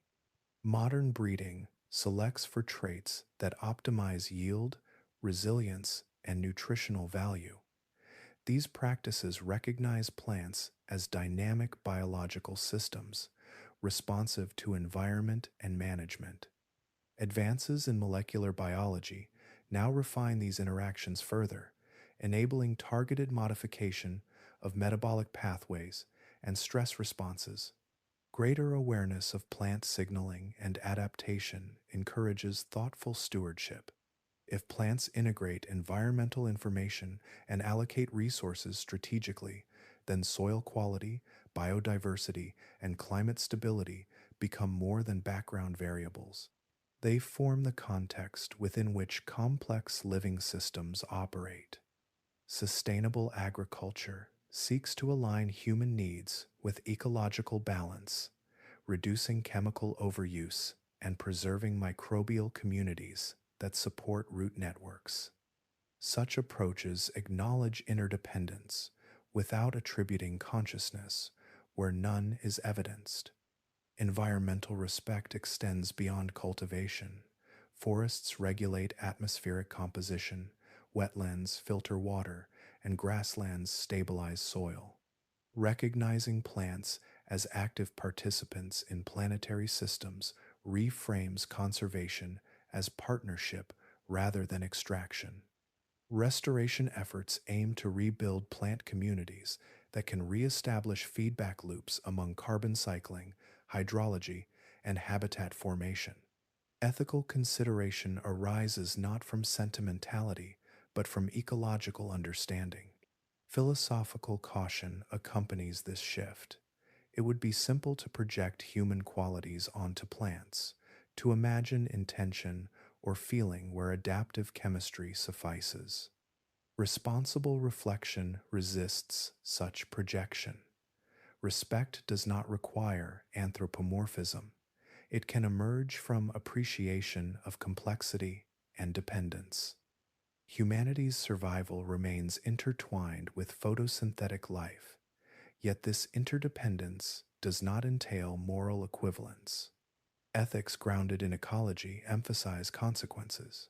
Practices that degrade soils, fragment habitats, or accelerate climate change disrupt networks upon which both plant and animal systems rely. Knowledge of plant resilience over geological time does not guarantee endurance against rapid anthropogenic disturbance. Careful management of land and resources reflects recognition of limits within biological systems. Agriculture illustrates this balance. Intensive monocultures can produce high yields in the short term, but often reduce genetic diversity and soil integrity. Diversified cropping, agroforestry, and regenerative methods attempt to harmonize production with ecological processes. Understanding plant signaling and cooperation informs these strategies, encouraging cultivation that works with rather than against biological networks. As definitions of intelligence expand, ethical discourse follows measured paths. Plants remain devoid of consciousness, yet they embody sophisticated organization deserving of careful interaction. Environmental policies that protect biodiversity and reduce ecological strain honor this organization without overstating its nature. The ethical implications thus rest less on attributing inner experience to plants and more on acknowledging shared dependency within living systems. In this perspective, responsibility emerges from knowledge. Recognizing the intricate responsiveness of plant life invites humility in how landscapes are shaped. Agriculture becomes not merely an act of control, but of negotiation with adaptive organisms. Environmental respect flows from awareness of interconnected systems, guided by philosophical restraint that balances wonder with clarity.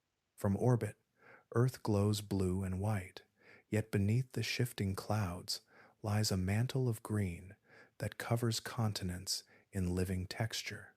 Forests, grasslands, wetlands, and microscopic phytoplankton together compose the majority of the planet's biomass.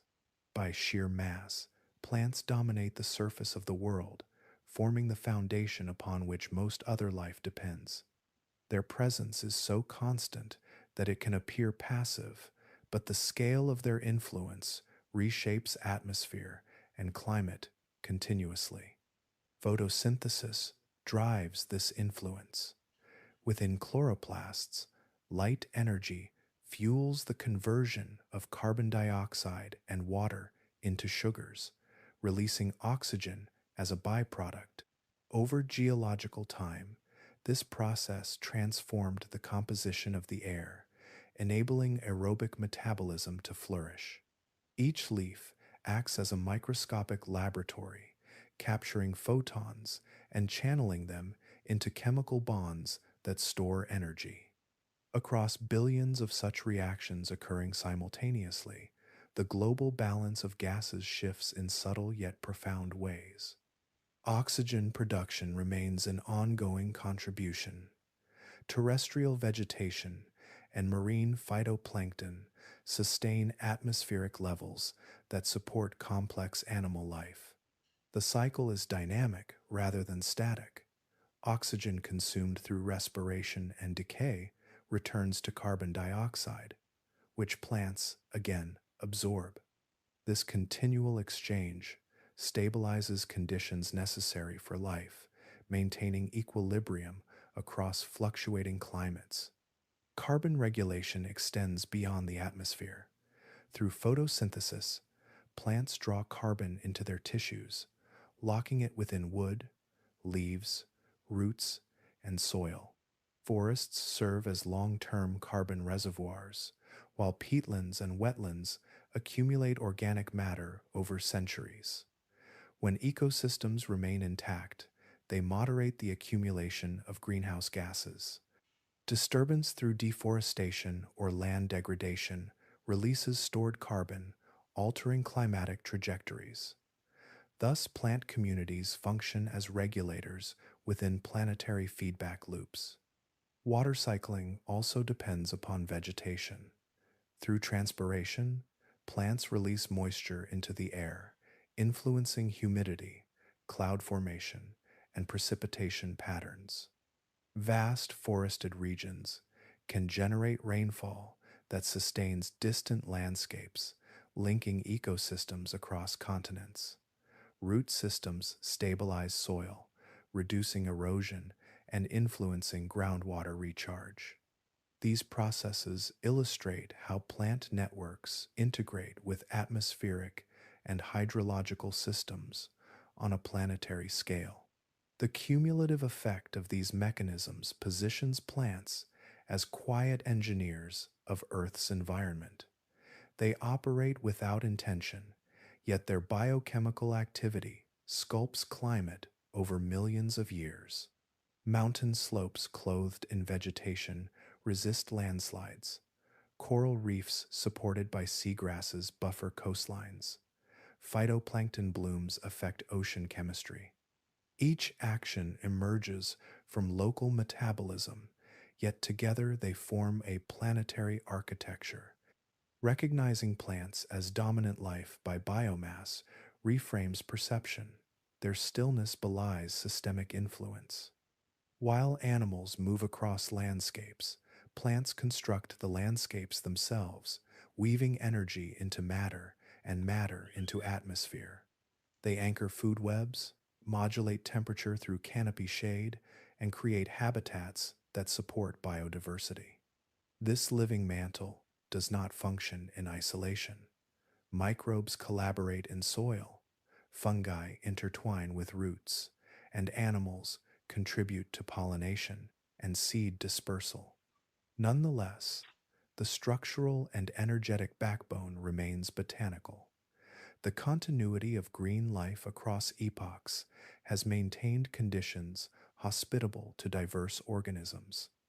In this view, the planet itself appears as a dynamic composite shaped by photosynthetic labor, leaves turning sunlight into sugar-sustained cycles that ripple outward, touching air, water, and climate.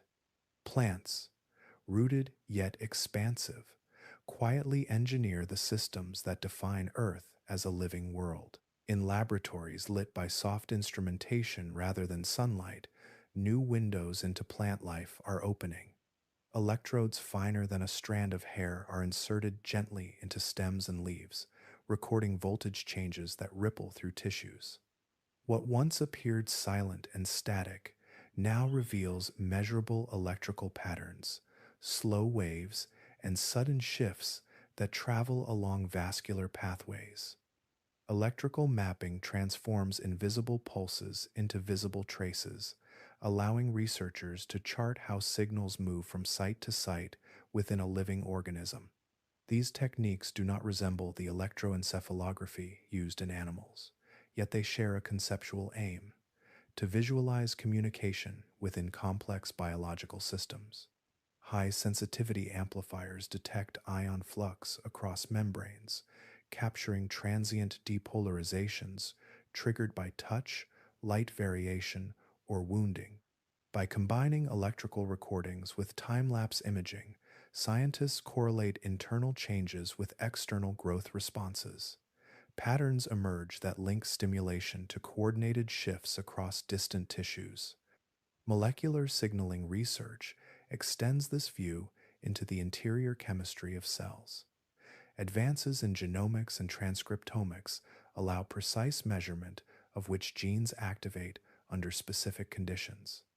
Fluorescent markers attached to proteins illuminate hormone distribution in real time, revealing gradients that guide development. Analytical tools quantify secondary metabolites released into air or soil, clarifying pathways that influence neighboring organisms. With each new assay, the complexity of intracellular communication becomes more detailed. Imaging underground networks has proven particularly transformative. Traditional study of roots required excavation, disturbing the very structures under investigation. Today, techniques such as magnetic resonance imaging, X-ray computed tomography, and transparent soil substitutes enable observation of root growth without destruction. Researchers watch as fine root hairs explore pore spaces, respond to nutrient patches, and interact with fungal partners. Microscopy, coupled with isotopic labeling, tracks carbon movement through mycorrhizal networks, revealing exchanges that once remained speculative. These methods converge toward a more integrated perspective. Electrical data align with molecular profiles. Structural imaging aligns with ecological measurement, and computational modeling synthesizes information across scales. Distributed signaling no longer appears abstract. It is recorded, visualized, and quantified. Precision strengthens interpretation, reducing reliance on metaphor while deepening appreciation for systemic organization. Future discoveries will likely emerge from this convergence of technologies. Advances in nanosensors may allow continuous monitoring of internal plant states under natural field conditions. Machine learning algorithms can analyze vast data sets, identifying correlations too subtle for direct observation. Comparative studies across species will refine understanding of conserved mechanisms and unique adaptations. Each tool extends the capacity to observe without imposing narrative beyond evidence. As instrumentation grows more sensitive, ethical and conceptual clarity remain essential. Data illuminate mechanism rather than intention. Electrical pulses reveal coordination. Gene activation reveals regulation. The interpretive framework must match the specificity of measurement, avoiding conclusions unsupported by empirical patterns. Within research stations and forest plots alike, the quiet body of a plant becomes a landscape of signals. Emerging tools invite deeper exploration of networks that operate beneath bark and soil. With careful observation, layers of interaction unfold, not as mystery displaced by certainty, but as complexity rendered visible through patient inquiry. Despite the precision of electrodes and the glow of fluorescent markers, large portions of plant life remain uncharted. Each measured signal reveals structure, yet it also gestures toward mechanisms that are only partially understood. The more carefully researchers observe, the more intricate the web appears, and within that intricacy lie boundaries of knowledge not yet crossed. Some uncertainties arise from scale. Electrical and chemical signals can be recorded, but the full integration across millions of cells remains difficult to reconstruct. How localized changes propagate through entire organisms, how competing pathways resolve into coordinated outcomes, and how environmental variability shapes long-term signaling sensitivity are active fields of inquiry. Models approximate these interactions, yet living systems exceed the simplicity of diagrams. Memory in plants provides another frontier.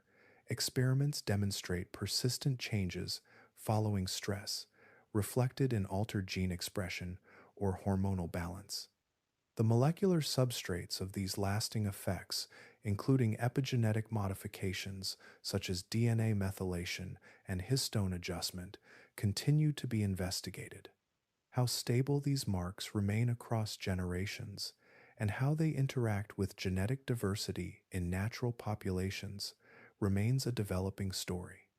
Observed phenomena invite explanation, and explanation often unfolds slowly.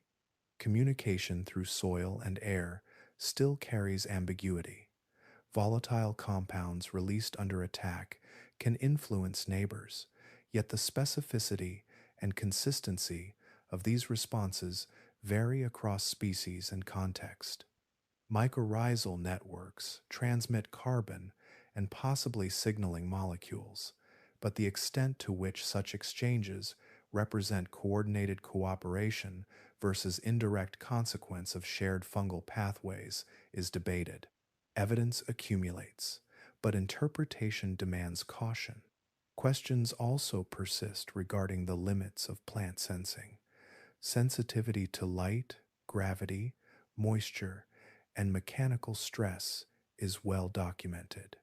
Reports of vibration detection or acoustic responsiveness have generated discussion, though replication and methodological rigor remain central to evaluation. Determining what is robustly measurable and what may reflect experimental artifact requires sustained scrutiny. Scientific understanding advances not only through discovery, but through refinement of methods. At the philosophical boundary, definitions of intelligence continue to invite discussion. Distributed signaling demonstrates adaptive complexity, yet the conceptual line separating physiological regulation from cognitive analogy is carefully guarded. Researchers seek language that captures mechanism without implying properties unsupported by evidence. The debate itself reflects the evolving interface between empirical data and conceptual frameworks. Environmental change introduces additional uncertainty.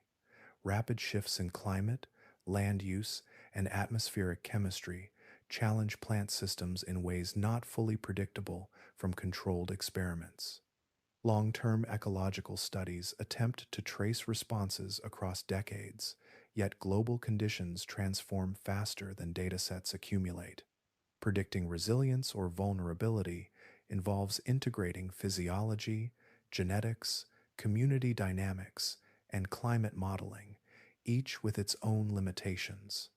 Technology, while powerful, has constraints. Instruments measure fragments of living complexity, and experimental settings often simplify multifaceted ecosystems. Field conditions introduce variability that resists laboratory precision. Bridging these scales remains an ongoing effort, blending controlled observation with ecological realism. In acknowledging what is unknown, scientific inquiry sustains momentum. Gaps in understanding do not diminish prior discoveries. They frame the horizon toward which research moves. Within every unanswered mechanism lies opportunity for deeper insight, tempered by methodological care. The quiet intelligence of plants continues to reveal itself incrementally, and the limits of current knowledge serve not as barriers, but as outlines of terrain still waiting to be explored. For much of recorded history, plants formed the backdrop of life rather than its focus. They stood in fields, lined riverbanks, and filled forests, yet they were treated as scenery, silent and uncomplicated. Movement captured attention, stillness faded into assumption. In classrooms and literature alike, animals carried drama, while plants were reduced to resources, ornament, or environment. Gradually, that framing has begun to soften. As research has revealed layers of signaling, adaptation, and interaction, the image of passivity has grown less convincing. Roots explore soil with discriminating growth patterns. Leaves adjust orientation to light and shade with measurable precision. Entire communities exchange nutrients and information through subterranean pathways. None of these processes require consciousness, yet they demand recognition of organized complexity. The shift is not dramatic or loud, it is incremental, carried forward by data and observation.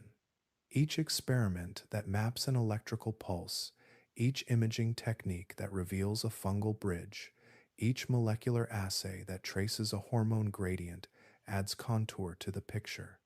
The still figure in a field is now understood as the visible portion of a dynamic internal network. Recognizing complexity alters more than scientific models. It reshapes perspective. When plants are acknowledged as responsive systems rather than inert matter, the landscape changes in subtle ways. A meadow becomes an interacting assemblage rather than a static surface. A forest becomes a layered exchange of carbon, water, and chemical signals. Complexity does not anthropomorphize. It situates plants within systems that require coordination and regulation. This change invites humility. For generations, biological attention centered on organisms that resemble us, especially those with faces, eyes, and nervous systems. Intelligence was measured against the benchmark of human cognition. As plant research expands, It challenges assumptions about where sophistication resides.